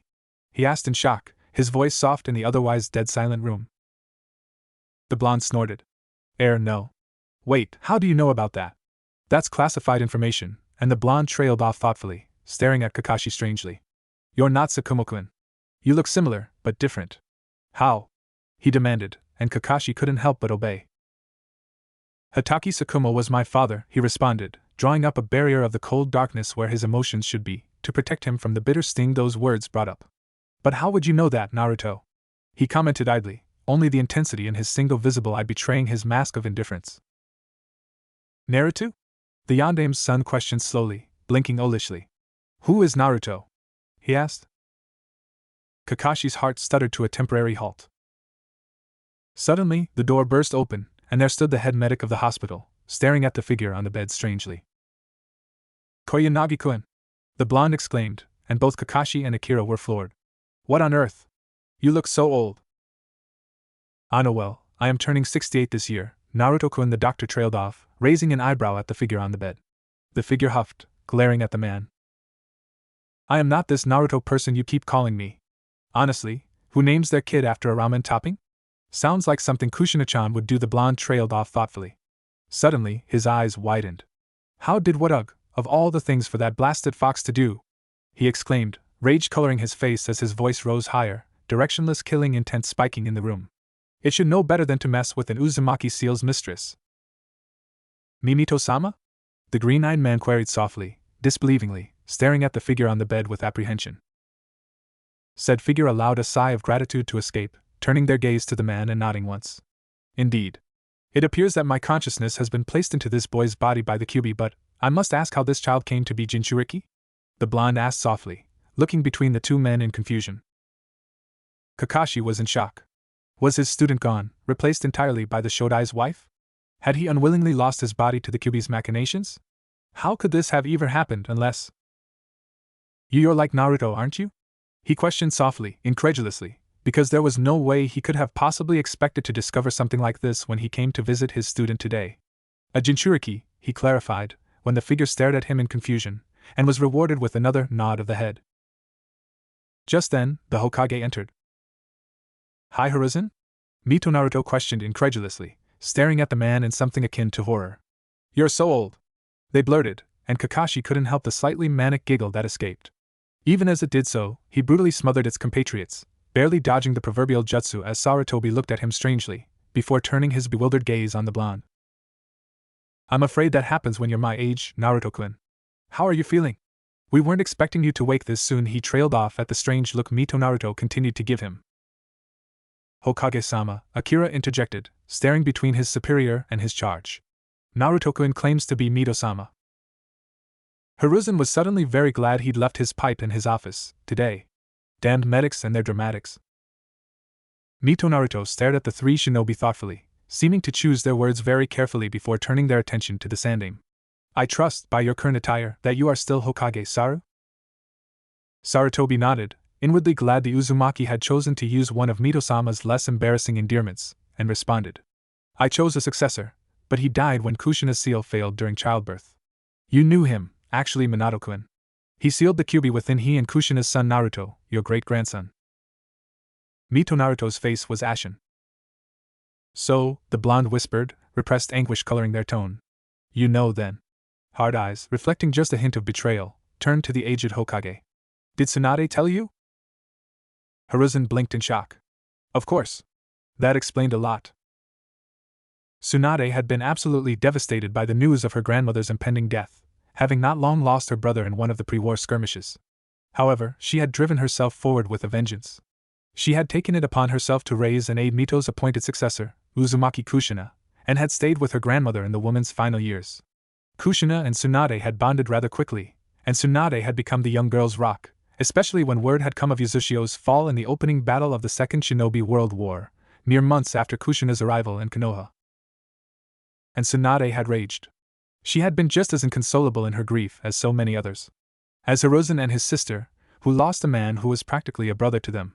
As Orochimaru, who had formed bonds with the Ranmyaku clan of Uzushio, and even been granted permission to enter their ancestral home, the Ryuchi Cave, and sign the snake summoning contract. As Jiraiya, who had finally managed to fall for a woman other than Tsunade, only to have her killed alongside so many others from her clan. As Mito, who had lost her beloved younger brother, and so many old friends. As Kushina herself, who had lost her entire family, her entire village. Kushina, who swore in blood that she would wipe Kirigakyo from the map. And Tsunade would have helped her, if she hadn't been ordered away to other borders. Sarutobi sighed, remembering the void in the pair's relationship, formed when Kushina had come back from a mission in the Third War half-dead, long after the trauma of losing Dan had developed into hemophobia, and because there was so much blood and Kushina almost died, Tsunade hadn't been able to bring herself to visit the girl in the hospital. Oh, she tried. She'd even managed to get a few feet in the door, until she encountered a man who was being wheeled past on a gurney, bleeding profusely, but it hadn't ended well, and if anything, her hemophobia had worsened after it. She'd been truly regretful, and begged Kushina to forgive her and understand when she got out. But of course, Kushina hadn't understood. Not at all. Oh, she'd raged. And she'd screamed. She'd asked how the so-called best medic in Konoha in the world even had been able to stand idly by and allow someone who was supposedly important to her to come so close to dying. And it had touched a nerve in Tsunade, who had acted. She'd punched Kushina through a wall. By the time the argument had been ended forcibly, Kushina had ended up with multiple broken bones and Tsunade was hyperventilating as she tried to distance herself from her bleeding leg, which had been nicked by one of Kushina's Kongo Fuza.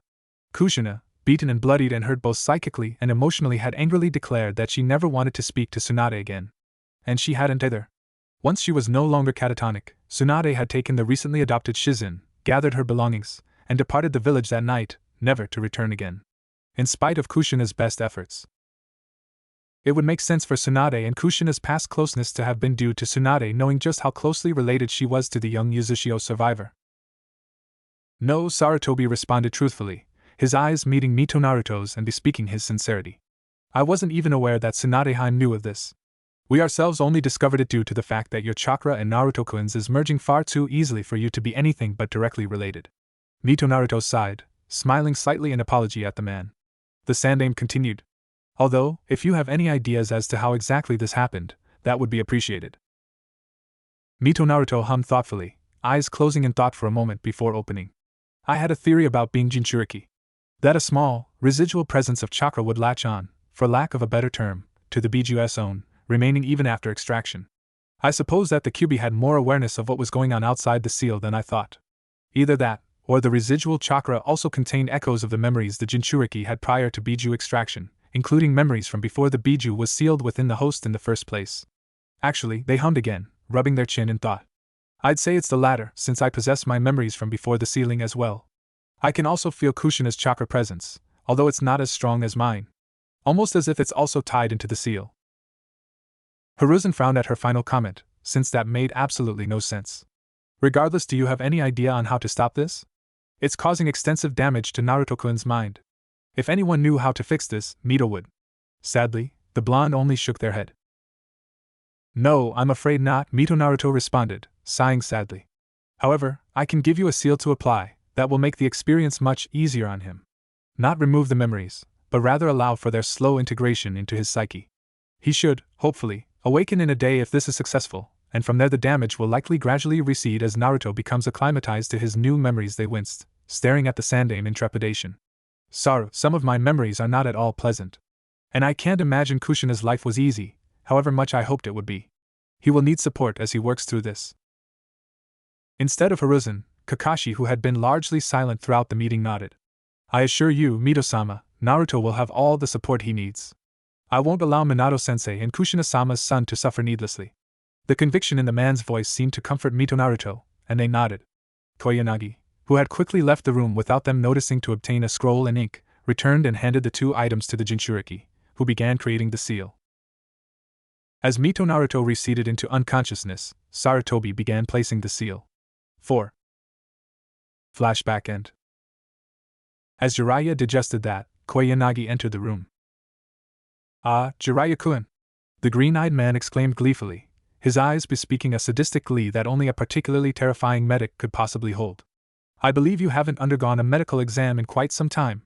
Would you care to check yourself in, so that I can rectify that? The other three men in the room shivered in unison.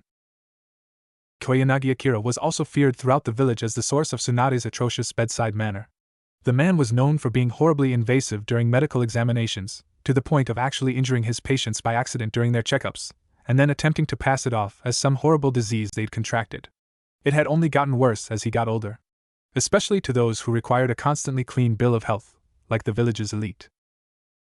The three men shivered again. I'm afraid I don't have time or that right now, Doctor, Jiraiya interjected nervously, shooting a glance half fear and half a desperate cry for help to the other two men, but received only pitying glances in return. Cowards! Rubbish! Akira responded, grinning. That's an order, and not even the Hokage has the power to rescind this particular one. March, the man demanded cheerfully, and Jiraiya gulped. But we need to talk about my godson. And he did not whine, not at all, despite what everyone else would say to the contrary. Koyanagi waved airily, his grin not fading in the least. But of course. Still, I'm sure your talk can wait until after you're done with the examination. Jiraiya gulped again, and followed the man. Jiraiya limped back to the Hokage's office an hour later, waddling like a penguin with something unfortunate in a similarly unfortunate place, which, admittedly, was not too far from the truth. Damn that crazy old coot and his insane theories. Suffering from prostrate problems, my ass. Jumping up through the window, he walked in and sat down in the chair opposite the man, wincing. He glared at the Hokage as the man chuckled. Oh yeah, very funny. I swear, why that guy went into medicine instead of tea and I is beyond me. In response, Sarutobi broke out into actual, uproarious laughter. Well, Jiraiya-kun, we do still have a problem, the monkey summoner replied once he had settled, staring intently at his last loyal student. Naruto-kun has yet to awaken, and Mito-sama said he should have woken by now. Furthermore, the trauma to his mind is extensive, and still increasing, since he hasn't had a chance to assimilate all the information yet. The man sighed sadly, staring above Jiraiya at the portrait of Minato on the wall. This is simply beyond Koyanagi-san's abilities. Well then, Jiraiya said, and grinned. I have an idea of exactly who to get, and how. 2 weeks later. A busted blonde figure walked the streets of a minor community in Tea Country, hesitantly counting her winnings as her assistant talked animatedly. The woman was clad in a gray, sleeveless kimono-like blouse which she wore a green haori over, the kanji for gamble emblazoned in a red circle on the back. She wore dark bluish-gray pants and an obi to match, with open-toed, strapped black sandals with high heels on her feet. She also wore red nail polish on her fingernails and toenails, as well as pink lipstick. Around her neck was a necklace, featuring a single, long turquoise gem in the center with two small metal balls on either side of it. She had pale skin, pale blonde hair tied into two loose ponytails, brown eyes and a curious diamond-shaped mark in the center of her forehead. Her companion beside her, who was holding a female pet pig, had shoulder-length black hair that framed her face, and black eyes. She wore a long, bluish-black kimono with white trimmings, a white obi holding it together, and low-heeled, open-toed sandals. She was fair-skinned and had a slender build. The pig she carried, interestingly enough, wore a dark red jacket and pearl collar. Suddenly, a familiar figure dropped in front of both women, shocking them as they both stood and stared at the man in shock. Jiraiya's eyes rose and met those of his ex-teammate, staring into them with a serious intensity unfamiliar on his face. "Haim, please," he began, and she was about to open her mouth to offer an instant rebuttal, but the desperation in the man's eyes stopped her. She knew that look. As a medic, she had seen it often, and was sure it had been reflected in her own eyes several times throughout her life. The look of panicked anxiety belonging to those about to lose someone precious to them. "Please," he continued, and she almost said yes right that moment, because even though she had endured so much, lost so many people, she didn't want her teammate to go through the pain she knew all too well. Not again. If she could do anything, it would be to prevent that. "Please save our godson." And Tsunade gasped. Naruto experienced another memory from Mito's perspective. Mito giggled softly, rolling over to lie on her stomach alongside her lover. "You know, if people saw you like this, they might reconsider their opinions of you. You're looking decidedly how shall I put this friendly right now?" The man snorted, rolling his black eyes as a smirk twisted his lips. "If you were to tell a soul, I'd just insist you were lying," he said matter-of-factly, ignoring his state of undress as he lay on the futon on his back. The room around them was a simple hotel in one of the many towns of Hai no Kuni, Land of Fire, furnished with a single futon and minimal amenities. It wasn't like they needed it for much, and Mito's Fuinjutsu allowed for all the privacy they could possibly need. Besides, you wouldn't dare. You're a married woman. Senju Mito, the dearest wife of Senju Hashirama. Mother of his daughter, Senju Chikako. I'd simply claim you used your incredible Fuinjutsu skills to control me. Hell, even your husband would believe me." "Ridiculous," she snorted in turn, pressing a light kiss to his temple before pulling away with a smug grin. The feared Sharingan no Oni, demon of the Sharingan, would never fall to such paltry skills. In fact, his almighty dojutsu would ensnare a poor, defenseless Uzumaki woman right up, so he could take her away and have his wicked way with her. He grinned outright at her words, turning on his side to face her. "Oh, I'm so glad you approve of my skills. And we both know that you are no slouch yourself, miss. I like younger men." He stuck his tongue out at the woman, retracting it quickly as she tried to trap it between her forefinger and thumb. "So I'm a cougar, and a pedophile," she shrugged unabashedly. Grinning slightly, she pulled his face to hers for a kiss, her next words but a breath on his lips. "Doesn't mean you don't love it." Her lover replied, but allowed her affection regardless. As her hands began to wander lower, however, he stopped her. "No, Mito." She sighed, leaning away and sitting propped up on her elbows. "We're out of time already? And it was difficult, so very difficult, to make it work like this. Meeting up twice a year, on the eve of their birthdays, to spend time together. A quiet, hidden love, but no less passionate for it. Many would have given up on it years ago, but the way his usually cold eyes lit up with ill-suppressed love and adoration whenever they met on their planned outings made it all worth it. All the lies, all the secrets, all the years and years of hidden affection, made worth it with a simple look. Even when they met on the battlefield, they let nothing slip. Their emotions were completely under their control, and they each had scars provided from the other. She could clearly remember the first time he had traced the scar one he had given her not a fortnight before on her stomach with his tongue as he. "Mito?" he asked softly, pulling her abruptly from her thoughts. "What's wrong?" She smiled at the ill-hidden concern in his voice, turning to face him again. "Nothing, love. Just sick of hiding this." He stood and began dragging his clothing on, doing so slowly and in exaggerated movements so as to give his lover a show. "It is tedious," he admitted, frowning. "But unless you can think of a way to bring this out in the open without turning everyone we know against us, and trust me, I'm open to any ideas, then we're stuck in this situation." "We could run away together?" she proposed, not believing it for a moment. And judging by the incredulous look he shot her, he knew that too. He shook his head at her, running a hand through his spiky hair. Don't be ridiculous. We're both too overprotective of our little brothers. Plus, you're a mother, even if you're stuck in a loveless marriage with a halfwit, he concluded, chuckling when she broke out in laughter at his comment. His face turned suddenly serious. Never lose your laugh, Mito. It's one of my favorite things about you. That and the sex, she commented dryly, smirking up at the man, who returned the gesture. That too, he agreed as he finished donning his clothes, a simple high-collared blue shirt with the Uchiha fan on the back, partnered with blue pants. His wrists and shins were tied with bandages, and he wore a simple sash as a belt, alongside a pair of black enclosed shoes. Anyway, I need to go, he finally said, sighing as he straightened. He immediately found arms encircling his waist, and chuckled. Say it, love. Like you always do, she asked earnestly. This was one of her favorite parts. A tradition carried on ever since that night all those years ago, when they had been separated by fate. Not forever, but enough that it stung. Stung Mito, who was stuck in a loveless marriage, raising a daughter who she had spent her entire pregnancy fretting over the paternity of. Stung her love, forced to live a lie in a life he never wanted, fighting a friend he respected above all others. I shall love you, always, he complied, smiling softly at her over his shoulder. I love you too, Madara-chan, she replied with a grin, and with a huff and a snort he was gone. Little did either of them know, they would not meet again until Konohagakure was formed over 8 years later. And Mito was most assuredly unaware at the time, at least that she would become a mother again 9 months later, giving birth to the heirs of Uchiha Madara. And poor Naruto, who was experiencing the whole scene in morbid fascination, was left slightly traumatized, and with a faint blush on his cheeks. Tsunade stared at her former teammate in shock, disbelief mingling with faint traces of hope in her heart. It was clear, obvious, even, who her godchild was.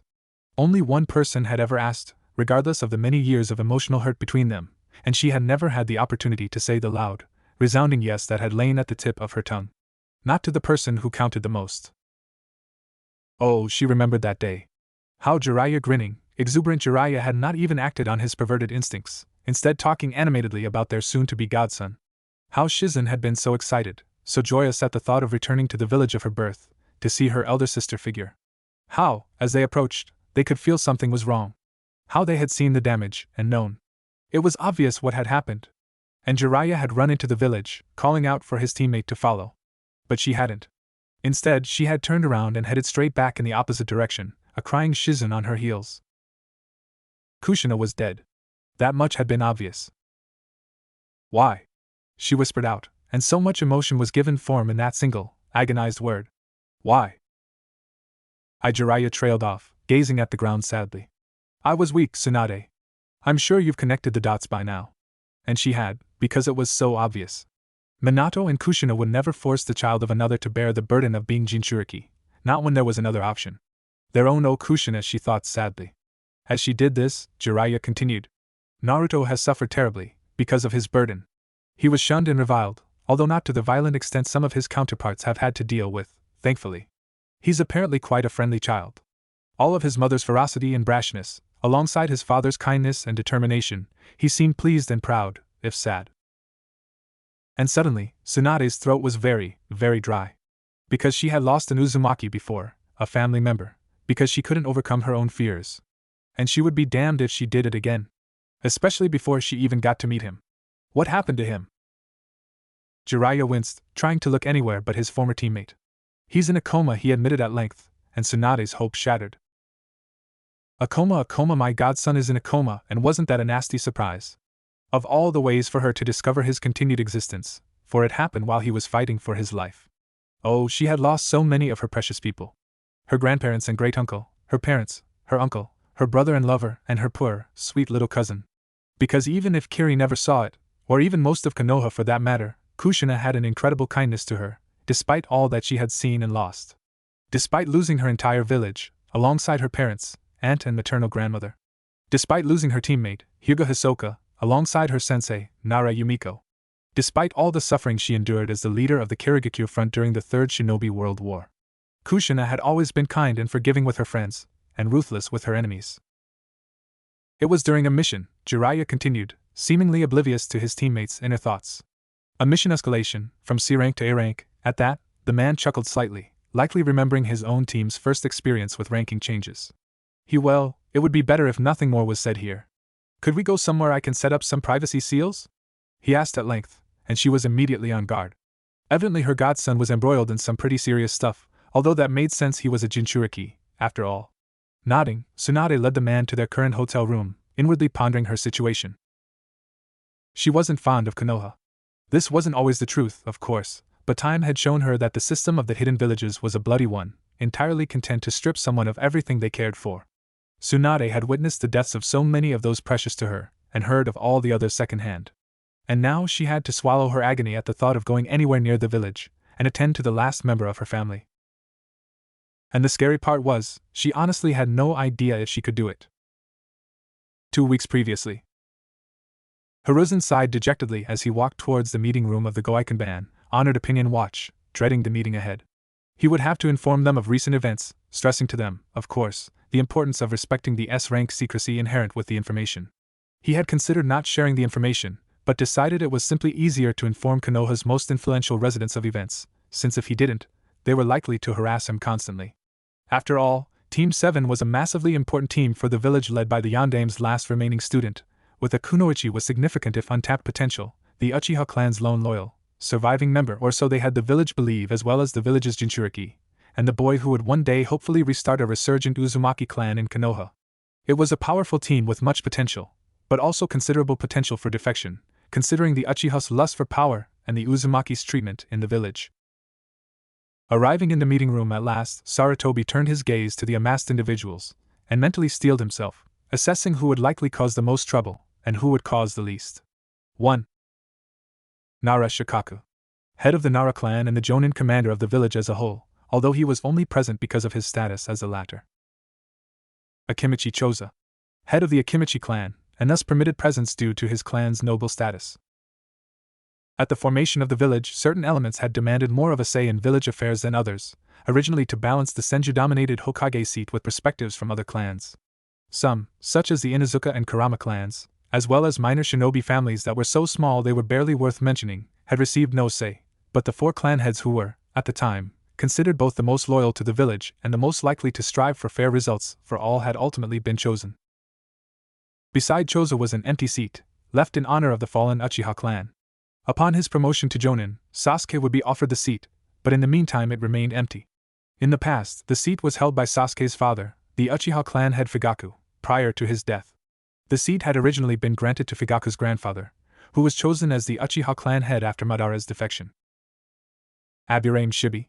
The current representative of the Aburame Ju, Aburame Queen, and thus the clan's voice on the Goikanban. Unlike the other clans, the secretive Aburame chose a representative due to the highly reclusive nature of the Aburame Ju, who had not actually been seen in the entire history of the clan, both before and after Konoha's establishment. It had, perhaps, been the most shocking when the Aburame had arrived to the village over a year after its founding, seemingly out of the blue, requesting only a seat on the Goikanban in exchange for their support of the village.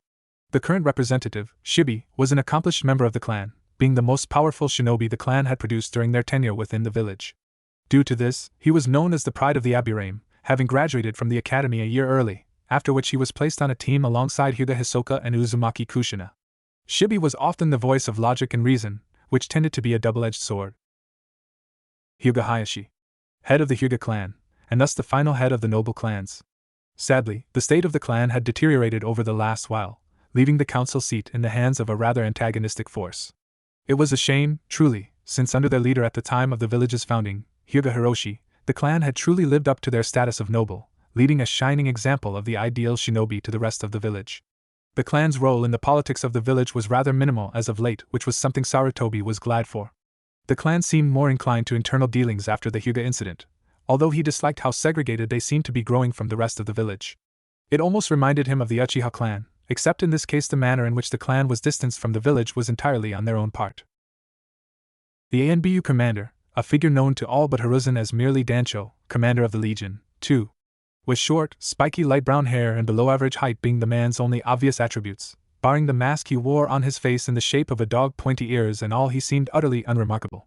However, this image was ruined by the tenseness in the figure's form, and the aura of danger the man exuded. One thing was clear to those possessing a modicum of intelligence: this man was death incarnate. Midokado Hamura. Sarutobi's ex-teammate under the Naidame Hokage, Hamura was far more militant than the Sandame, and was also a touch more arrogant. Prone to agreeing with Danzo on matters regarding village security, the glasses-wearing man tended to be against Naruto often, viewing the boy as nothing more than the village's Jinchuriki, and potential source of a new, repopulated Uzumaki and Senju clan in Konoha. He was also an executive advisor, and commanded an incredible amount of respect within the village. Unlike the others, Hamura was truly a threat to Hiruzen's grip on Konoha's shinobi population as a whole. Udatane Koharu. Rounding off the set of Tobirama's students, Hiruzen and Hamura's female teammate was also very militant, but was also the more humble of the pair. Regardless, she was also a keen supporter of Danzo and his policies, and was another executive advisor. While not having quite the same level of respect in the village as Hamura, she was regardless well known and also a threat. Marino Ibiki. A Tokubetsu Jonin, and the current head of Konoha's torture and interrogation department. The man was scarred heavily due to previous encounters as the victim of his own trade, specifically on a rather tricky mission to Kumogakure during the previous war that went awry. Thankfully, the man had proven to be extremely resistant to any method of torture, and had been immediately drafted into Konoha's T&I department upon his escape and return to the village. Koyanagi Akira. Of course, as head of Konoha's hospital, it was logical for the green-eyed man to be present. In fact, he had been head of Konoha Hospital for only a few less years than Hiruzen had been Hokage, considering both of his terms. Kaneshiro Kyeko. A rather dim, forgetful woman with brown hair and light brown eyes, a rounded face with rounded eyes set on a pale complexion, and dressed in an elaborate black kimono with an imperial headdress. Kyeko was generally ignored during the meetings of the Goikenban, even though she was the daimyo's third child, his youngest daughter and representative in Konohagakure. Ever since Konoha's founding, it had been a rule that the daimyo possessed the right to appoint a liaison to participate in meetings of the Goikenban. Under the rule of her grandfather, back when civilian leadership of Hai no Kuni, Land of Fire, had a respectable army of its own, this law had been used to devastating effect at times. Thankfully, neither the current daimyo nor his children possessed even a fraction of their forefathers' cunning, and thus remained largely ignorant of the level of power they were supposed to wield in the village. Even if they became aware, Hiruzen would sooner order the entire regime deposed than allow them governance of Konoha. Of course, it was important to remember that the Goikenban was only there to get things done and provide insight. They actually possessed very little control over the village, and were primarily tasked with ensuring the Hokage's will was enforced, regardless of what the populace thought. Of course, the leaders of the Goikenban, Hamura and Koharu, held more sway, both for their fame within the village as Tobirama's students and devoted Konoha shinobi, and for their more proactive role in advising the Hokage. The executive members of the Goikenban, of which there could never be more than 3 at a time, were, while not officially equal to the Hokage with their level of political power, entirely capable of sabotaging the Hokage's rule if they disagreed with it. Thus, it was important for Sarutobi to ensure that they agreed with the decisions he made, lest another incident take place. I hereby call the 4th meeting of the Goikenban, in the year 61 PWS, to order, Hiruzen stated simply, and all present returned to their seated positions. 3. Hokage-sama, Koharu began, and the Sandaime almost sighed. So it begins. I recently heard a rumor that Uzumaki Naruto was brought into the Konoha hospital by his sensei, Komatos. Would there be any truth to this? Suddenly, the eyes of the entire Goikenban swiveled to their leader, who seemingly aged before their eyes. I am afraid it is true, Koharu, he replied, watching as the woman paled slightly. After all, she was one of the few in the village that held high hopes for the village pariah, even if he had failed to live up to it so far. Koharu knew Minato and Kushina well, since her sister had been the one to take Minato in, after his parents' deaths. The daimyo's daughter appeared confused for a moment before gasping. The village's Jinchuriki? The woman asked at length, lifting a questioning eyebrow around the room. Shibi nodded at the woman in affirmation as the Goikenban exchanged looks. This is not good, Hai, she said simply, and the rest of those gathered nodded. How exactly did this come to pass, Hokage-sama? It appears that Team 7's first C-rank mission underwent a ranking change, the Hokage responded, frowning. Truly, I'm shocked that the mission to Nami no Kuni managed to get through the system. It's not as if we were unaware of Gato's rule over the country. Although, due to the actions of Team 7 and Naruto in particular, we have likely secured Nami as a trade ally for years to come. Hiruzen shook his head before sighing. I'm afraid that Naruto's first experience drawing on the Kyuubi's chakra has not been without consequence. At the startled intake of breath around the room, the professor hastily expanded on his comment. The Kyuubi seems to have drawn out the latent abilities in Naruto-kun's DNA. Latent abilities? The ANBU commander questioned in monotone, his mask turning to the side in question. Indeed! Koyanagi exclaimed suddenly, grinning like a loon. All latent abilities within 3 generations of Naruto-kun's ancestry have been drawn out. Of course, the Uzumaki chakra has had a smothering effect to an extent, leaving Naruto with only the chakra natures of his Uzumaki ancestors alongside the Kongo Fusa, adamant and sealing chains. But due to the presence of Uchiha ancestors on both sides of his family, he's unlocked the Sharingan as well. Truly, I'm still wondering how the Kyuubi managed it. Hiruzen violently strangled the urge to facepalm as a resounding "what?" echoed throughout the room. How is this the Kusari chains? Really? Why, this is marvelous! Koharu exclaimed, and the normally composed woman was suddenly grinning in a rather startling manner. We thought the Kongo Fusa to have finally died out. Who'd have thought that Baekgitsun, Monster Fox, would do us a favor? Indeed, Hamura agreed, although looking far more composed than his counterpart. This is great news, although I will admit I am concerned as to how the Kyuubi managed it. You say you are still unsure of this? He questioned, and at Koyanagi's response a single, sad shake of his head Hamura sighed. Regardless, I find myself wondering as to how Naruto-san possessed the DNA for the Sharingan. As you don't seem shocked, would you care to explain, Hiruzen?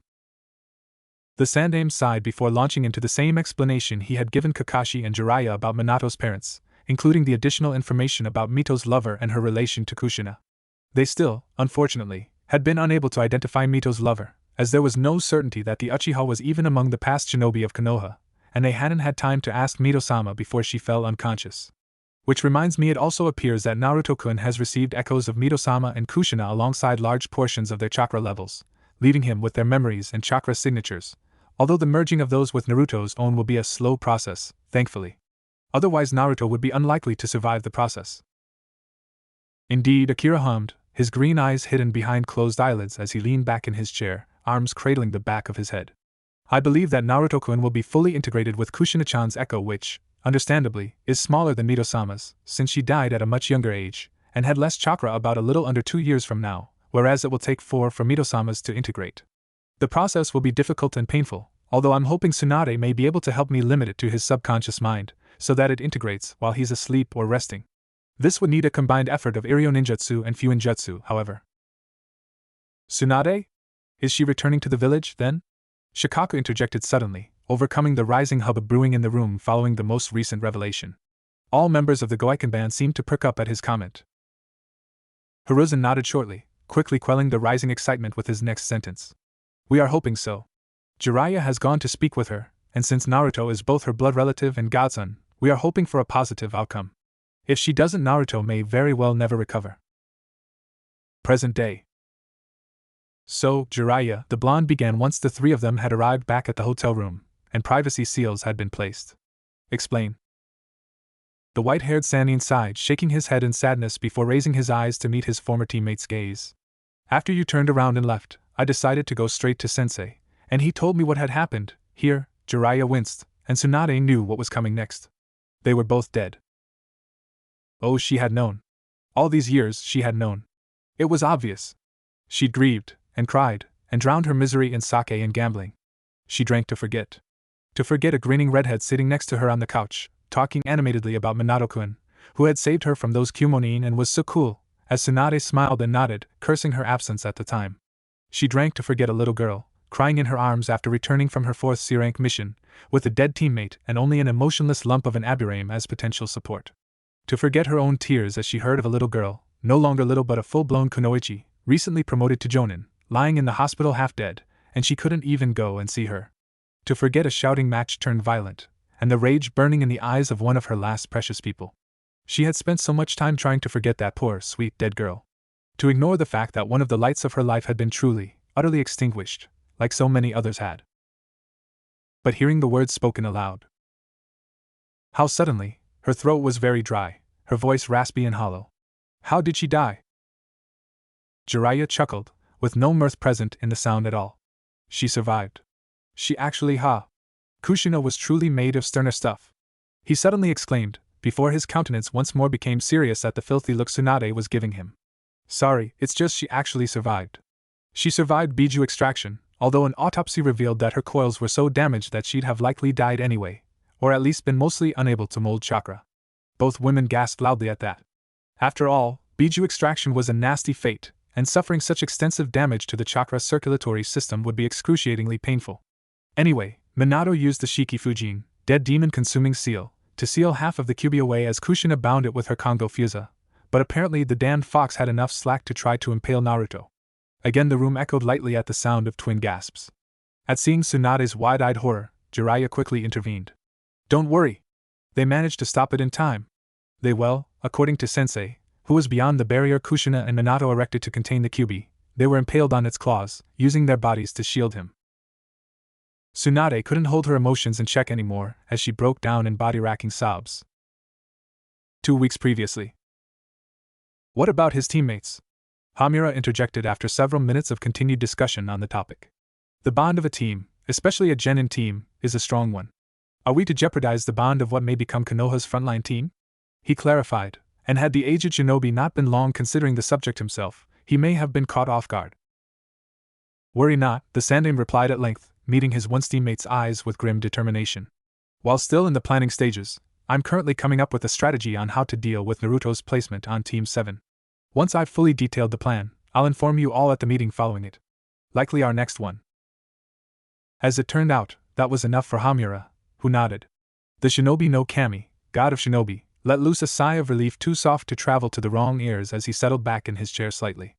That went well, he mused, stifling another sigh. Things could have gone much worse. Hokage-sama, Shibi interjected calmly, and Sarutobi's blood ran cold. Whenever the Aburame representative spoke out at such a time, it was usually to make a proposal that, while logical, was utterly inhumane. The bug-using clan tended to be like that at times. "I propose Naruto-sen be placed under the CRI. 4. "No!" Hiruzen rebuked immediately. Oh, he knew of that legislation. One of his late sensei's gravest mistakes, the so-called clan repopulation initiative, was in reality a glorified form of sex slavery. The concept behind the law was that a member of an old clan that had decreased in numbers due to some circumstance or another, or a member of a new clan that possessed a Kekkai Genkai, was gifted a harem for breeding, or forcibly impregnated with the sperm of multiple men, depending on their gender. It was cruel legislation, and any women in the harem for male clan members were chosen by the Goikenban and Hokage. In effect, the women had absolutely no choice in the matter, leaving them as glorified baby farms. Never in Konoha's history had it been enacted, although there were some whisperings between Danzo, Hamura and Koharu about pushing for Sasuke and Naruto to be placed under it, when they got older. "Why not?" Hamura demanded, staring incredulously at his ex-teammate. "If the Kongo Fusa and Sharingan have emerged in the boy, especially when he has also had Uzumaki DNA and chakra drawn out, then it is possible that they have evolved past the Uzumaki clan's notorious chakra. If that's true, then he may very well be capable of passing the Sharingan on, and of passing the Kusari on to more than one of his descendants. Hiruzen, this is a miracle for the village, and I will not permit you to waste it. I absolutely refuse to allow that abomination of a law to be enacted." Hiruzen snarled, losing composure for a brief moment. Because it sickened him that the village he led, that he fought for, could possibly force its own women into loveless relationships, when real couples who cared for each other deeply were torn apart by their lifestyle and mortality on a day-by-day basis. He would not stand for it. "I agree with Hokage-sama," said Choza, diffusing the tension slightly. Or rather, he got half of the discontent focused on him, instead, although Sarutobi was smiling at him gratefully. The Akimichi clan had continued. "The clan repopulation initiative is a disgusting blight on Konoha, an injustice that no young woman could possibly deserve. To condemn one of our citizens to such a union is nothing short of cruel and unnecessary, and I shall not stand for it," he concluded, and to their credit, Koharu and Kyeko both looked thoroughly reprimanded. Shikako hummed thoughtfully, drawing attention to himself, before snapping his fingers and sweeping his gaze around the room, finally settling on Shibi. "I propose a compromise," he commented, and the entire room was very suddenly on edge. Anara's compromise was never quite what anyone wanted, even though it was a highly thought-out, intelligent answer. Normally it meant that they were likely to all end up mildly disappointed. "Oh?" Hiruzen replied cautiously, already debating on how to deny whatever the man suggested. While Shikako was normally quite a kind man, his role as Jonin commander had hardened him into someone who was willing to agree to conclusions he considered morally dubious, as long as they benefited the village as a whole. He was no longer the lazy little genin that the Sandaime's sister had trained. "Indeed," the Jonin commander said. "I propose that Uzumaki Naruto and Uchiha Sasuke be given requirements for the revival of their clans. Both are to have 3 children, with willing partners, by the time they reach the age of 25. Furthermore, they are to have 6 by the age of 35, and if they fail to achieve these restrictions, then they are to be placed under the CRA until they have fathered at least 8 children. If, in Uzumaki-san's case, he fails to pass along the Kasari gene to any of his children, he is to continue producing heirs until he has done so. After this point, the Chiari will have no bearing on their lives, and they are free to continue their lives as they see fit. Furthermore, no more would be required of the women assisting the Uchiha and Uzumaki in reviving their respective clans after the quota of children was reached. Sarutobi had to begrudgingly accept that it was a good plan. After a round of assent, the meeting moved on to other topics. Around an hour later, a weary Sandaime slowly walked back to his office, intending to finish what little remained of the day's paperwork before heading home. Hopefully, Konohamaru wouldn't have another prank waiting for him upon his return. Sometimes he truly rued the day his grandson had met Uzumaki Naruto. Gazing out on his village, Hiruzen pondered his next move. What he had planned was risky, definitely, but it may very well pay off. As the next generation, it was important that they all formed positive bonds early on, something that their interactions during the academy didn't allow. Suddenly, the man snapped his fingers as he finally came to a decision. At the unspoken command, an ANBU operative appeared in front of him, kneeling with their head bowed. "Bring me Sarutobi Asuma, Yuhi Kurenai, and Hataki Kakashi," he commanded simply, and the operative went forth into the village to complete their assigned task. He, like his lone female student, could also gamble. But unlike her, he refused to lose. Present day. As Shizen held her as she cried, Tsunade finally pulled herself out of her memories of the past, of that bright, shining beacon of happiness in her life, long invisible to her and extinguished. Across from her, Jiraiya looked unusually somber, eyeing the slug summoner sadly. Shizen was still crying silently, her arms shuddering with a sob occasionally as she continued to hold them around her mentor. Sitting up slightly, moving an arm to surround the shoulders of her mourning apprentice, Tsunade sniffled as she met the eyes of her teammate. "How'd they treat him?" she asked simply, and Jiraiya understood. Of course he would understand. They both heard the tales of Jinchuriki, both faced them in combat before, and they knew precisely how they tended to be treated.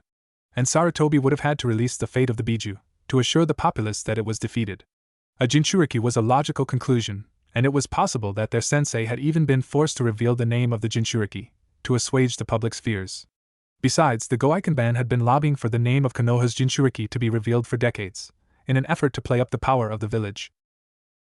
Jiraiya winced, and Tsunade felt her gut churn unpleasantly. "Compared to the Jinchuriki of the other nations?" he asked, and Shizen, having not put two and ugly two together to make misshapen four, yet gasped in shock.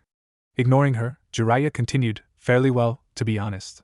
He was segregated for his entire life, neglected by some at the orphanage, but for the most part he's fine. Compared to what I've heard of the current Ichibi and Nanabai Jinchuriki, both of whom are around Naruto's age, he's had it very easy. Regardless, Inoichi theorizes that he's repressed a lot of memories and emotions in his life, and there have been a few incidences of violence." Seeing his teammates' darkening expression, he hastily intervened. "They've all been dealt with using the force deserving of their transgression, and in the case of one of them, a public execution." Jiraiya suddenly decided that he had never known true terror before. The expression of vindictive glee that spread across Tsunade's face at his words was haunting. "What precisely has happened to him?" Shizen inquired, finally gaining full control of her emotions once more.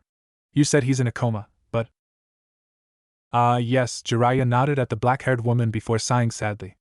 "The Kyuubi has modified his DNA, drawing out latent bloodlines, the Kongo Fusha, and the Sharingan." Tsunade and Shizen both felt faint. As medics, they were aware of the supposed impossibility of such tasks. Tsunade especially, since Orochimaru had bounced ideas off of her about how to draw out latent talent at times. Making such changes would be incredibly difficult, and would require both a certain amount of access to the growing child, which, evidently, the Kyuubi had, and access to some form of genetic material or chakra from both sides of the ancestry. Furthermore, the process would have to begin at a very early age, and would be quite painful at times, especially when initially unlocking the ability. That much, Orochimaru had been sure of. Naruto would have surely suffered greatly throughout the experience. "Wait, the Sharingan?" Tsunade suddenly asked, and dread pooled in her gut. "No way. No way do they know about." Jiraiya nodded at his teammate's expression. "Yes, it appears that Naruto has Uchiha DNA. I'm told that there is a conversation regarding this that you would remember?" He trailed off, staring at his teammate meaningfully. And she did remember. Remember being approached by her grandmother, aged terribly due to the influence of the seal that allowed her to heal at a rate fast enough that an adult could survive pulling a Biju into themselves, a seal that Tsunade eventually refined into what was now her Byakugo no In, strength of 100 seal, and to the point where she had little time to live, and being asked to run a DNA comparison on Mito and Kushina. And the results had totally taken her by surprise. Yes, Tsunade finally admitted, sighing before her eyes narrowed. How did you know that? Jiraiya sighed in turn, placing his hands behind his head as he leaned back in his seat. It seems that a form of echo of Kushina and your grandmother remained with the Kyuubi after its extraction. He paused here momentarily, expecting a loud gasp from Shizen, but receiving none. He internally snorted. Figures. Tsunade tells Shizen nearly everything. It's no surprise she knows that Kushina and Mito were Jinchuriki. Shaking his head, he continued. The Kyuubi also pulled those presences forward to aid in the modification of Naruto's body. In effect, he has all of Mito and Kushina's skills and memories. Tsunade stared at her ex-teammate wide-eyed, barely noticing her own arm patting her apprentice on the back as the younger woman choked on oxygen. Kushina-chan's. Mitoba-chan's. Dear word. It made sense, as to how Naruto gained the Kasari. And of course, after the DNA test Tsunade and her grandmother had conducted, it was decided to seal any potential for the Sharingan away from Kushina's body. She had to admit she still didn't know who her grandmother's mystery lover was, but the fact that his genes emerged in his descendant had to mean he had powerful chakra, even for an Uchiha. Otherwise, the DNA would have been overpowered by the Uzumaki clan's notoriously potent chakra, which would have also increased in potency with these events. There had been incidents of memory integration problems happening before that she had dealt with, so she knew why she had been called. Both Tsunade and her mother had been legendary, even when the former was young, for participating in Mito's efforts to assist Yamanaka clan members who had not integrated memories properly. A seal had been devised by Mito to effectively contain and seal the memories of past mind-walking experiences that featured memories that were entirely too dangerous to remain in a shinobi's mind. Secret intelligence, incidences of rape or torture, such things left a scar on the soul, and even bearing witness would affect someone, and not for the better. Although the seal had fallen out of fashion after the Yamanaka found a new way of doing this themselves, it remained a powerful technique that only Tsunade was versed in.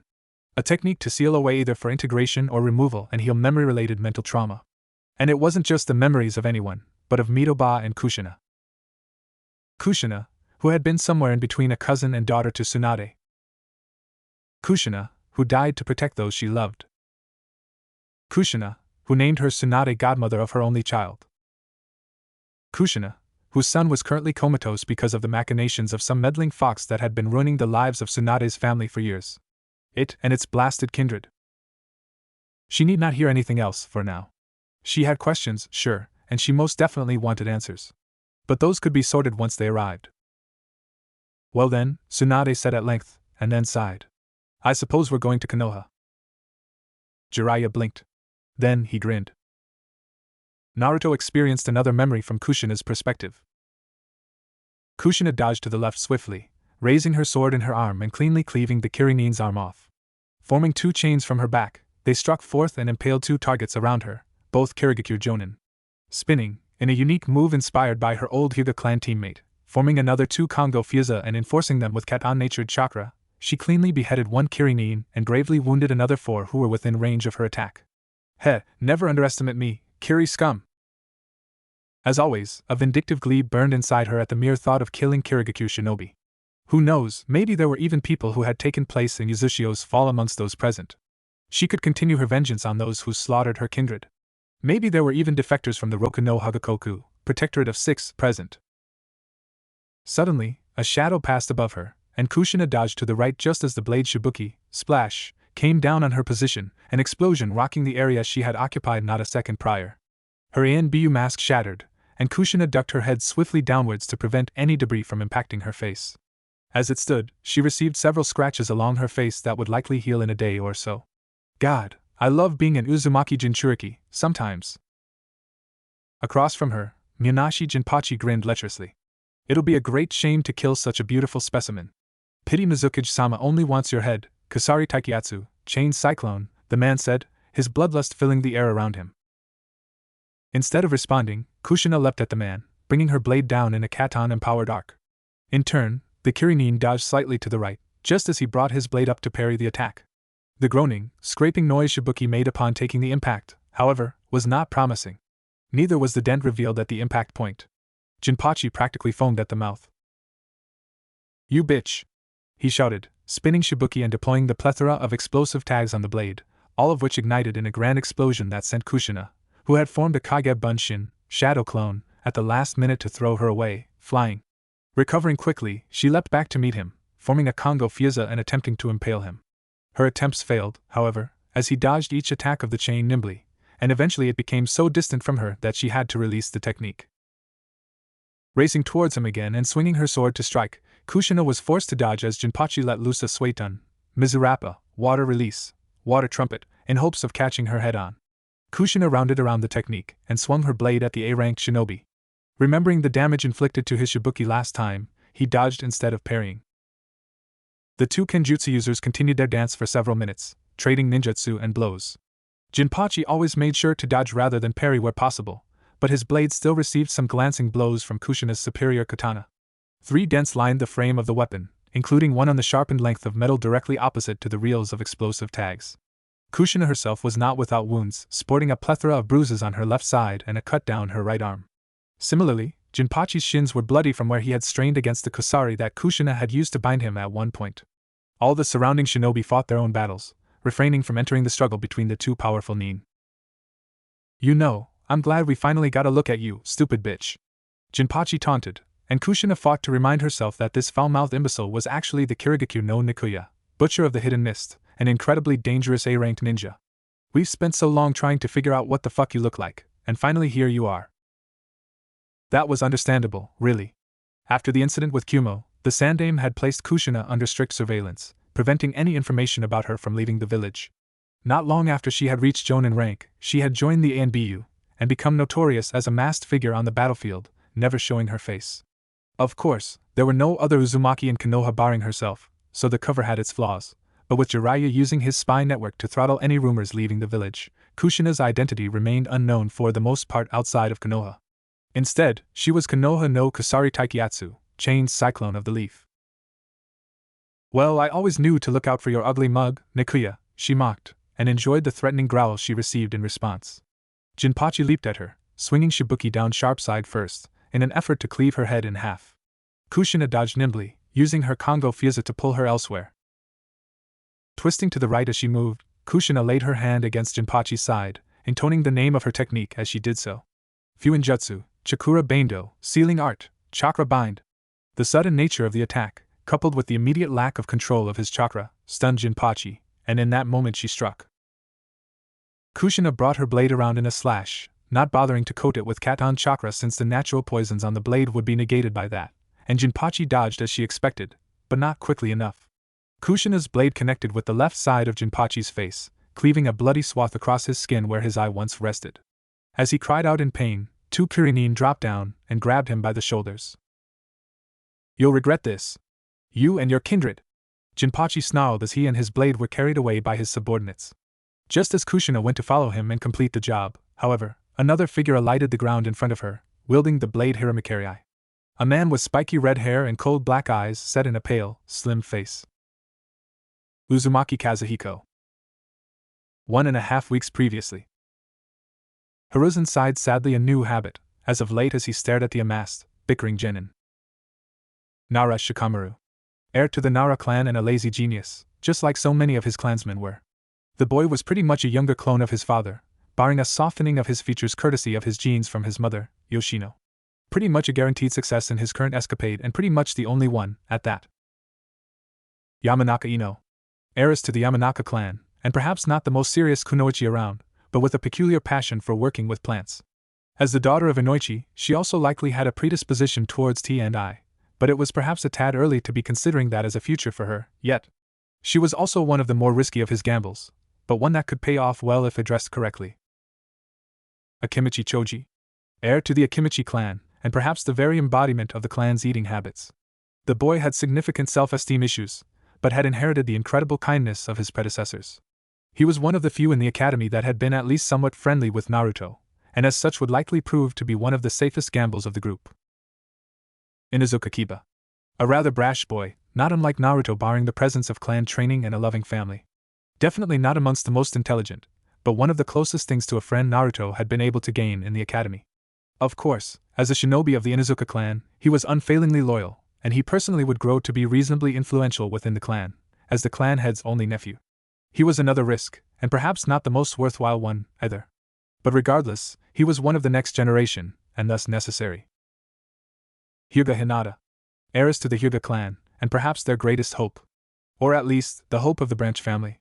Possessing a rare kindness and empathy in a clan where such things were considered practically heretical, especially by her own parents and grandparents, Hinata was incredibly timid and shy.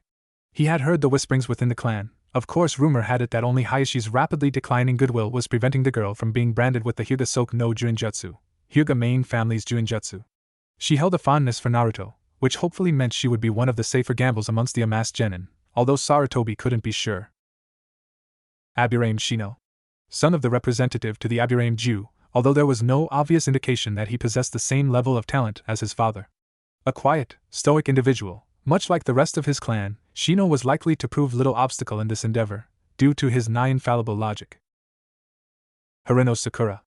A young kunoichi who, while possessing rather small chakra reserves, also had perhaps the greatest chakra control seen in the village since Tsunade herself. She was exactly in the middle of her academy class, being highly skilled in mental components, but lacking in the physical. She could be a dangerous medic nin and genjutsu user, when she was older, as long as she was trained properly. She was also one of the greatest risks in the group, but also one of the highest paying ones, should he succeed. Uchiha Sasuke. The supposed last loyal Uchiha. The most powerful of his class in regards to sheer chakra and jutsu.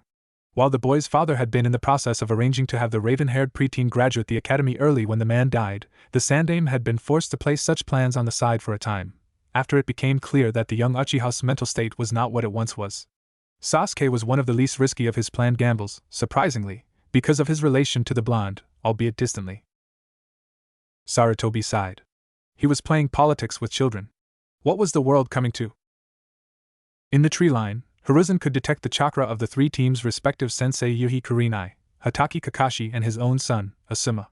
For the most part, they weren't much of a gamble, although the Hokage was aware that the latter and especially the former of the three generally did not approve of the village Jinchuriki.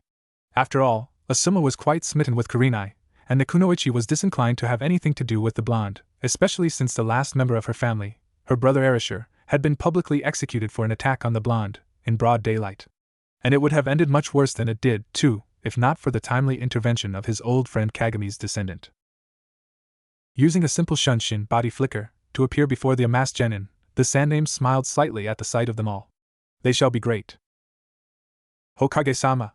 Sakura exclaimed, rising to her feet and bowing to the man, followed shortly afterwards by the rest of the next generation.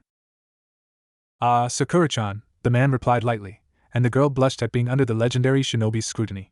You may be at ease, he continued, addressing the group at large, and they slowly, carefully did so. Regardless, a minute stirring lay within their young forms now, and Hiruzen smothered his smile's attempts to grow into a flat-out grin. Great indeed. I have called you all here today to discuss the missing member of your graduating class. Oh, that's right.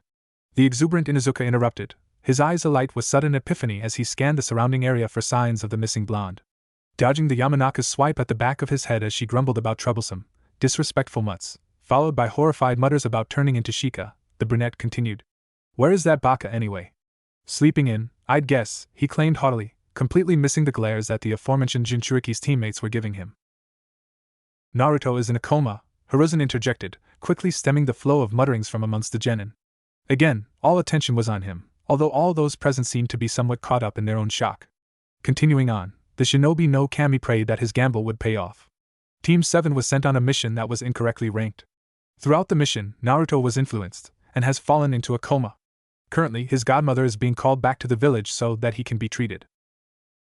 Ayano, Hokage-sama, the soft-spoken Hyuga heiress asked, looking up from beneath blue-black bangs to gaze at the man questioningly.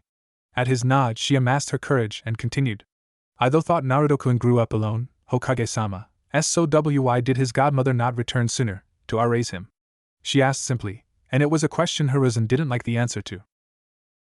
He grimaced, the lines around his face deepening as the preteens all suddenly gazed at their leader in interest. Naruto-kun's godmother lost much throughout her life, as did his godfather, he replied, genuine sadness coating his words. I think the loss of Naruto's parents was what finally drove them off the edge. They had both lost very much, especially during the previous Shinobi World Wars, and to lose those two as well I think they couldn't deal with the reminder. Not entirely true, he doubted Tsunade was even aware of Naruto's continued existence. He had never been able to bring himself to contact her again, not when she had so willingly abandoned the village. Doubly so, since she was scant meters from the gates when she turned around and left again. He had long felt that Naruto deserved better than to have such a dysfunctional pair of guardians. And admittedly, a small part of it was the need for the village's Jinchuriki to remain entirely local and loyal. Tsunade's rebellious streak may very well have shaped him into something utterly unreliable. That's cowardly, the Yamanaka heiress interjected suddenly, and all attention was drawn to her. She didn't seem to notice, as she was staring resolutely at her leader. It's hardly fair to anyone to ignore them, simply because they bring up bad memories. Especially a child left in your care.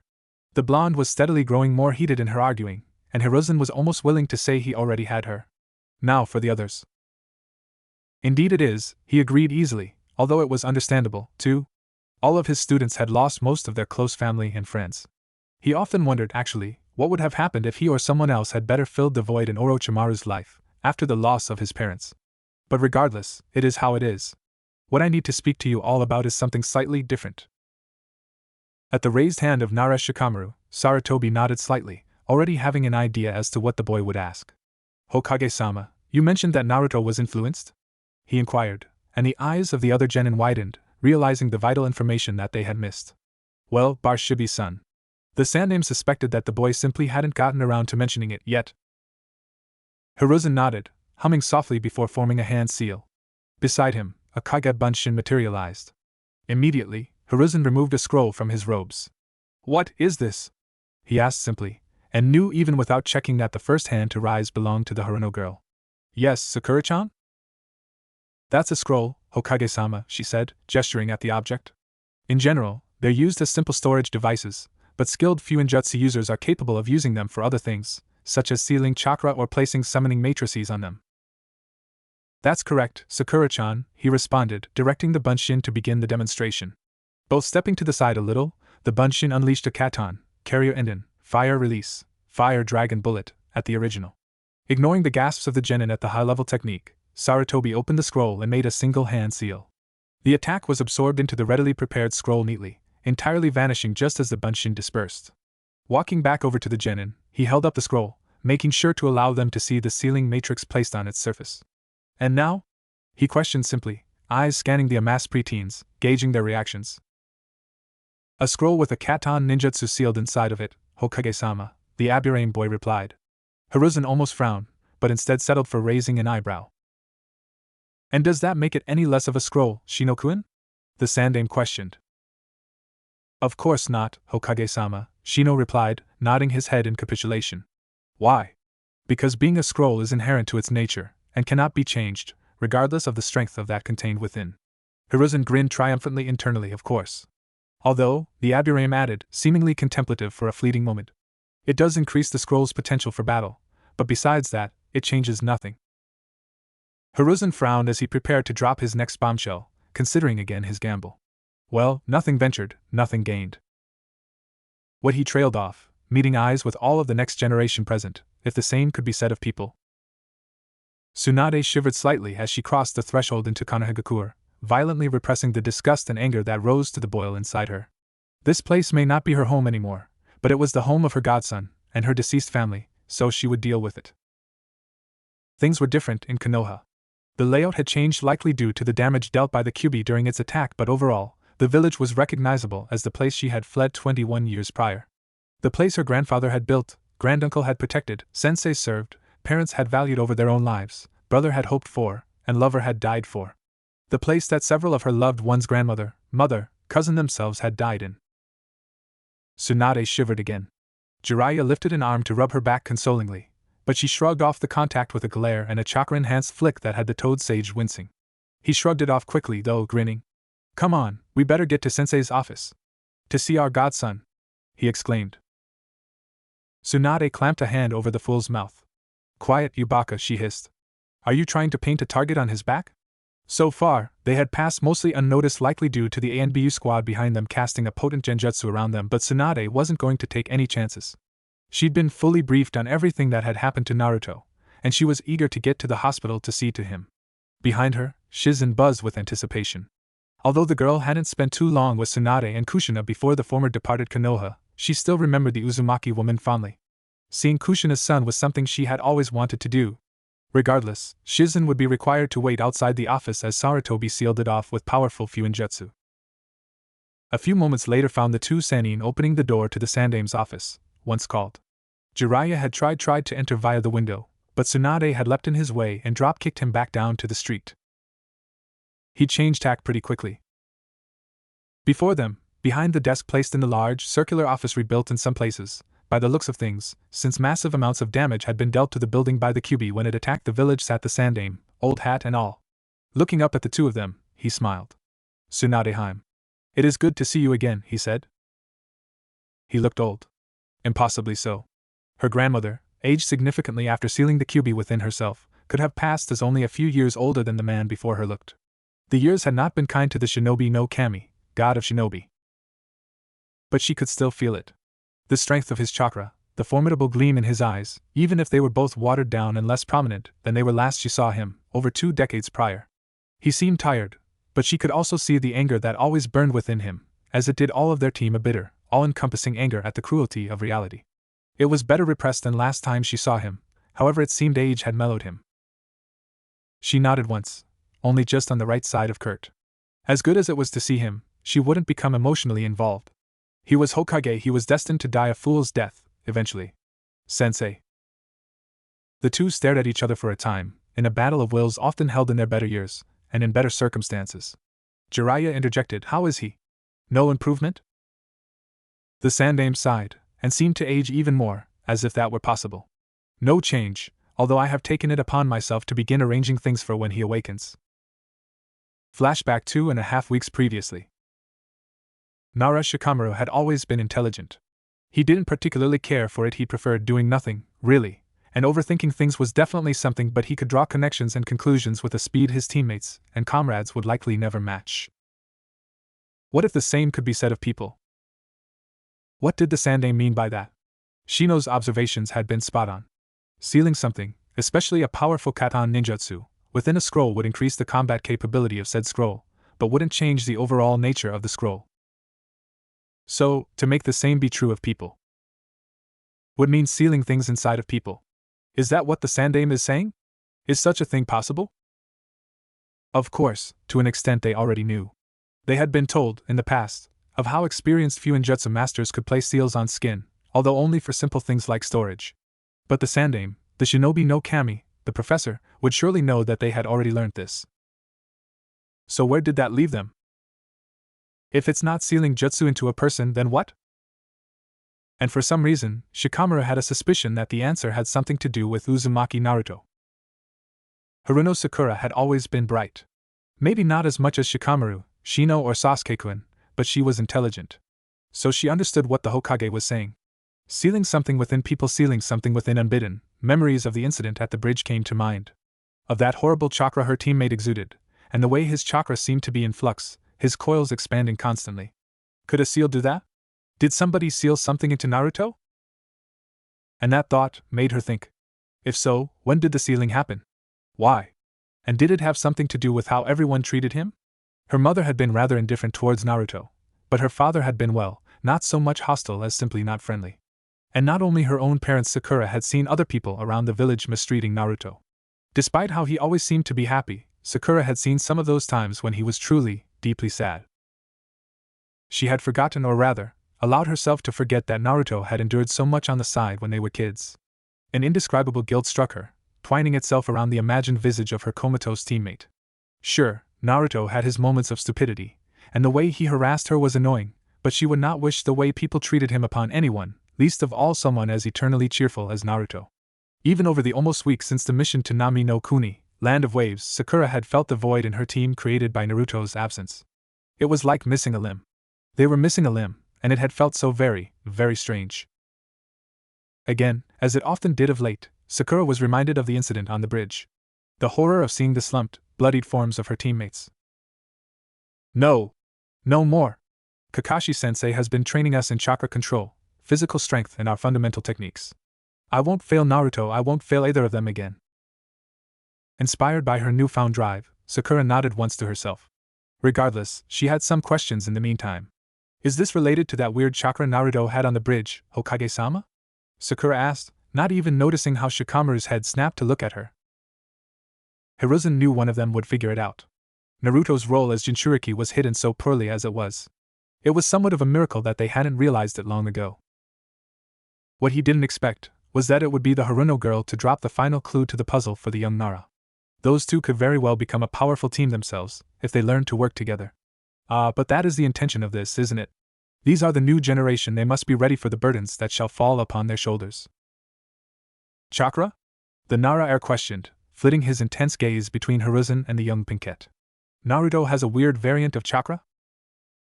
Sarutobi nodded. Indeed, Shikamaru-kun, Sakura-chan. Naruto-kun is the village's Jinchuriki. And how he hated that word. It seemed entirely unfair to call an unwilling victim such an unreasonable title as the power of human sacrifice. At least Mito-sama had sealed the Kyuubi within herself willingly, and Kushina had not minded too much. Naruto was just an infant born to unfortunate circumstances. It was Sasuke that took up the conversation. Jinchuriki? What is that? The young heir's voice was as filled with emotion as it could get, and in it Sarutobi heard one thing: frustration. It seemed the boy wanted a straight answer. Hiruzen was more than happy to give him one. A Jinchuriki is an individual who has had one of the 9 Biju sealed inside of them, the Hokage answered. In response, he heard a chorus of gasps. At the same time his old academy classmates were learning something new about him, Naruto experienced another memory from Mito's perspective. Naruto Mito ran through the corridors of the Uzumaki clan's fortress in Hai no Kuni, arriving at their father's office and bursting in, not even bothering to knock. Mito! Her father exclaimed, harsh and reprimanding, but Mito couldn't bring herself to care. Panic and desperation churned in her gut as she looked between her father and the kunoichi in the room, looking between the two expectantly. Well? She queried, worst-case scenarios being violently suppressed in her mind, because no, it couldn't happen. Uzumaki Hashihiro would not die so easily. What news? Tadashi sighed, and gazed sadly at his eldest daughter. The scout, however, was the one to respond. It appears that the valley has collapsed in on itself. We only managed to spend a few moments there before the Uchiha and Hyuga swarmed the area. It turned into a battlefield quickly, and judging by the multiple Uzumaki and Senju bodies there already, there may not even be anything left to save. The kunoichi sighed sadly, bowing to her superior and the now clan heiress. By your leave, Tadashi-sama. At the Uzumaki man's nod, the woman departed. Mito was numb. It wasn't possible. Uzumaki Hashihiro was a legend in the elemental nations, one of the most powerful shinobi in the nations. A man who once bore the Kongo Fusa, adamantine sealing chains, prior to passing the elusive gene along to his eldest son, although the latter was incapable of wielding it. He couldn't possibly be dead. Suddenly, worry gripped her heart. Her father had always been more ruthless than her grandfather, and she had never really gotten along with the man. Whereas Hashihiro was reluctant to hand her over to the Senju, Tadashi would easily allow it, with a smile on his face. The alliance is to go ahead, her father said to her, as if he could read her mind, and her heart dropped. Suddenly, time stilled, and 2 forms appeared before Naruto. Mito, he thought in shock, staring at the first before turning to the second. Kushina. Huh? What is going on? A Biju, Hokage-sama? Choji asked, his voice subdued. How is that possible? Sarutobi sighed. The Biju are masses of chakra, and thus cannot be killed. In the past, members of the Uzumaki clan used their powerful Fuinjutsu to seal the Biju into different mediums, to no avail. Inanimate objects could only hold them for a short amount of time, and lesser organisms either could not handle the strain of having Biju chakra tainting the body, or immediately fell to their primal instincts and ceded control to the beast. A theorist in the field, named Mito, eventually found herself in an incident where the Kyuubi could, and indeed needed to be sealed away for good. With no suitable alternative, Mito sealed the Biju within herself. Mito was, of course, known to the village as Senju Mito, the wife of the Shodai Hokage. In time, when Mito approached the end of her lifespan, a child was chosen to become the next host. It was Mito's actions that set the precedent for sealing Biju within people, which is now commonplace throughout the nations which have possession of one of the 9. A light buzz of whispers arose from the young Genin, and Sarutobi allowed them this short respite to collect their thoughts. It was broken swiftly, however, by the Nara of the group. Cannot be killed, the boy whispered, and Hiruzen almost winced. He hadn't intended to let that much slip before he could lead up to it in a more gradual manner. Naruto is the host of the Kyuubi? Shikamaru exclaimed a moment later, incredulity written across his face. The expressions on the faces of the Genin, shock, confusion, and horror, were not at all comforting to the Sandaime, who immediately intervened. The word host is only true to a certain degree, Shikamaru-kun. Naruto can be compared to the Fuinjutsu scroll from my example. He bears a seal, and contains a considerable power of a less forgiving nature than himself, but is no less human for it. He is simply a means of confining the Biju, but he can call upon its chakra and abilities at will, as long as he is trained to be capable of such, the Hokage responded harshly. He needed to disillusion them as to that immediately. It would do no good if they were to think Naruto was merely an avatar of the Kyuubi's will. Such was the reason for his Katan, fire release, ninjutsu sealing demonstration to aptly depict the nature of the relation between Biju and Jinchuriki. Jinchuriki are severely mistreated, he continued, allowing true sadness to color his tone. Many go insane from the way they are treated. Naruto himself has been largely spared the physical abuse some of his counterparts have had to deal with, but has instead been the target of much scorn from the villagers. His pranks were his manner of reacting to this. The Inuzuka stared up at the Hokage in shock. That's why he played his pranks? The boy seemed ever so slightly incredulous, and the Hokage chuckled in spite of himself. To an extent, yes. However, part of it may have been inherited from the prank-like nature of his mother.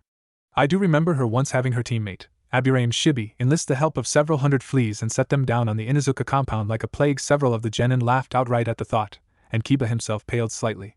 The incident had become an urban legend within the village, of how a demonic habanero had descended upon the Inuzuka compound with her brainwashed sidekick to deliver pain upon the Ninkin-using clan. Sarutobi sobered slightly with his next thought, however. Naruto was the subject of physical abuse in several incidences throughout his life, however. For the most part, he has repressed these memories, or aspects of them that he subconsciously deems to be overtly negative. Because of this repression, especially the extent of it, Naruto has not matured at a normal pace. Why Naruto-kun?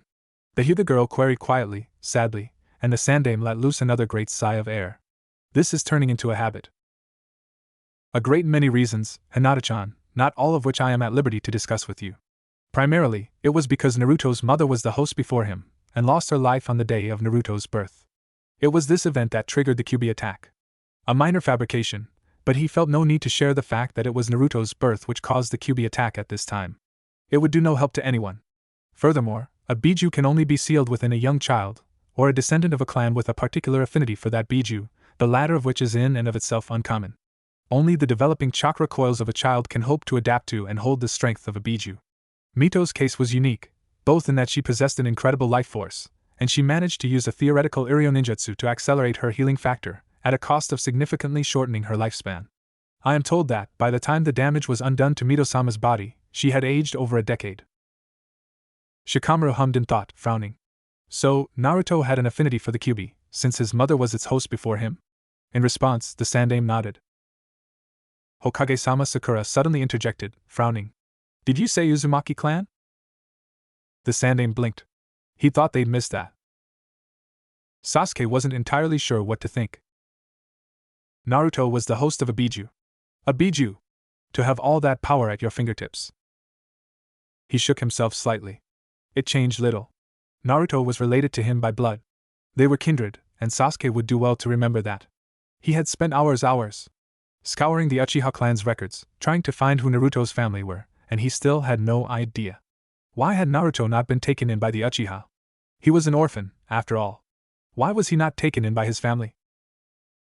In another part of his mind, he raged. He remembered the way Naruto had been treated. How he had suffered. And now he knew why. It was a circumstance entirely beyond his control. It would be like Sasuke being attacked and glared at in the streets simply because he survived the Uchiha massacre.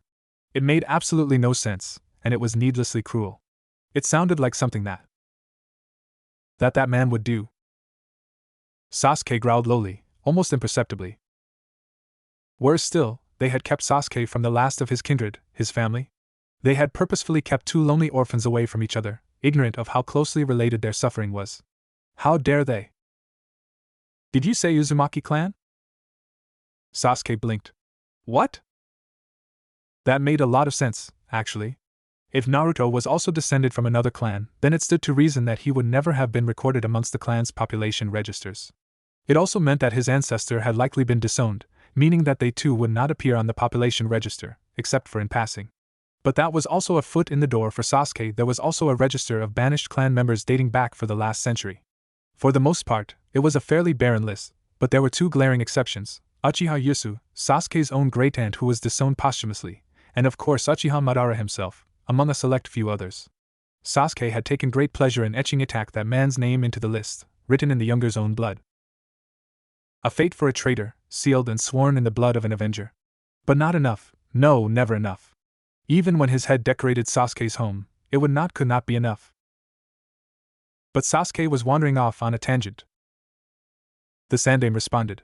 The Uzumaki were a clan of powerful shinobi. They were specialists in Fuinjutsu. You would know them as the founders of the Roku no Hagakoku, Protectorate of the Six, and Yuzushiogakure no Sato, the village hidden in the whirling tides. Sakura gasped, and Sasuke had never seen her look so delighted than she did in that moment. Not even when he had held his hand out to help her up after a spar earlier that week. And that had surprised both of them. This time, however, she had that gleam in her eyes that screamed of the wonder of new knowledge. He understood her shock, though, and several of the other genin seemed similarly surprised. The Roku no Hagakoku were an alliance of 6 shinobi clans that formed Konoha's sister village, Yuzushiogakure. Not much was taught about Yuzushio during the academy, except that the alliance had fractured in a spectacular fashion, with one of the clans, a fragment of the Hozuki, rejoining with their kindred in Mizu no Kuni in the opening battle of the Second Shinobi World War. Many of the Roku no Hagakoku had defected after the battle, and only the Kahaku had continued its alliance with Konoha after Yuzushio's fall. The Uzumaki were a special clan, the Sandaime continued, smiling. They possessed incredible forces of life, and a chakra and physical prowess unparalleled. Technically, the Uzumaki chakra and genes are a Kekii Genkai of their own, and they tend to overwhelm the genes from other clans as time goes on, leaving only the Uzumaki-based traits. Both Naruto's mother and Senju Mito were originally kunoichi of the Uzumaki clan. And now, here, the man seemed to age slightly, sighing sadly. Now Naruto is the last of his clan. Much like you, Sasuke-kun. Shock pierced Sasuke, running its cold fingers across his bones. He honestly wasn't even sure if he was breathing. Naruto is like me? The last of his clan, he knows the same struggles, the same pain? But no, he wouldn't. Yuzushio had fallen a long time ago. Naruto had always been the last Uzumaki. Sasuke stopped that train of thought before it even got started. Still, Naruto was closely descended from the Uchiha, then. Otherwise, he wouldn't have the Sharingan. Sasuke resolved himself to go back home and check over the records, to find out just how closely. Sarutobi looked over the genin around him and assessed their reactions. Aburaim Shino. Cool, calm and collected as ever. One of the ones for Sarutobi to watch out for, certainly. Inuzuka Kiba. Shocked, disgusted, intimidated, maybe a little jealous. Not the best reaction, but not the worst either. Hyuga Hinata. Shocked and quiet, and seemingly unsure. Not at all positive. In fact, he had hoped for much more from the girl. 1. Akimichi Choji. Appalled, highly shocked, a little frightened and mildly hungry. Not the best again, but also by far not the worst, and to be expected, to an extent. Nara Shikamaru. Shocked, contemplative, and mildly disgusted. Probably about as close to a resounding vote of support for Naruto as he would get. Yamanaka Ino. Appalled, angry, disgusted. A perfect reaction. It seemed that some of the gambles really did pay off. Harino Sakura. Appalled, shocked, a little scared, which was, in some ways, healthy but overall, a good reaction. She wasn't baying for blood, like her father once had, which left the Sandaime optimistic of the outcome. She had been one of his greatest concerns in this group. Uchiha Sasuke. Cool, calm and collected. To some the perfect example of apathy, but to the trained eyes of a Kage he was nothing. He was determined, and not afraid. Hiruzen could only hope for the best, then. He breathed a sigh of relief. Well, just one last thing to do, too. You 9 rookie genin are the future of Konohagakure no Sato, he began, making sure that they were all paying attention to him before continuing. You are the next generation, the clan heirs and heiresses, the relatives of Konoha's elite.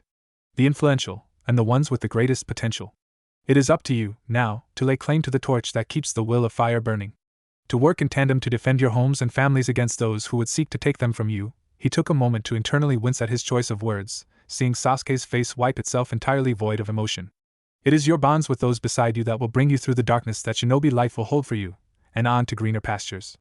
Remember that. One day, you will need to count on those beside you to watch your back, just as they must entrust their weaknesses unto you for safeguarding. I'll allow all of you to head home for today. You've had much to take in. Hiruzen felt it prudent to warn them of one detail, however. All that you have heard today is of S-rank secrecy. Due to this, if any of you were to attempt to spread the information told to you today, I will be forced to have you summarily executed in secrecy, he said, staring hard at the amassed children. A quiet lull fell on the genin at that, and several gulped. Judging by the glint in their eyes, however, they understood.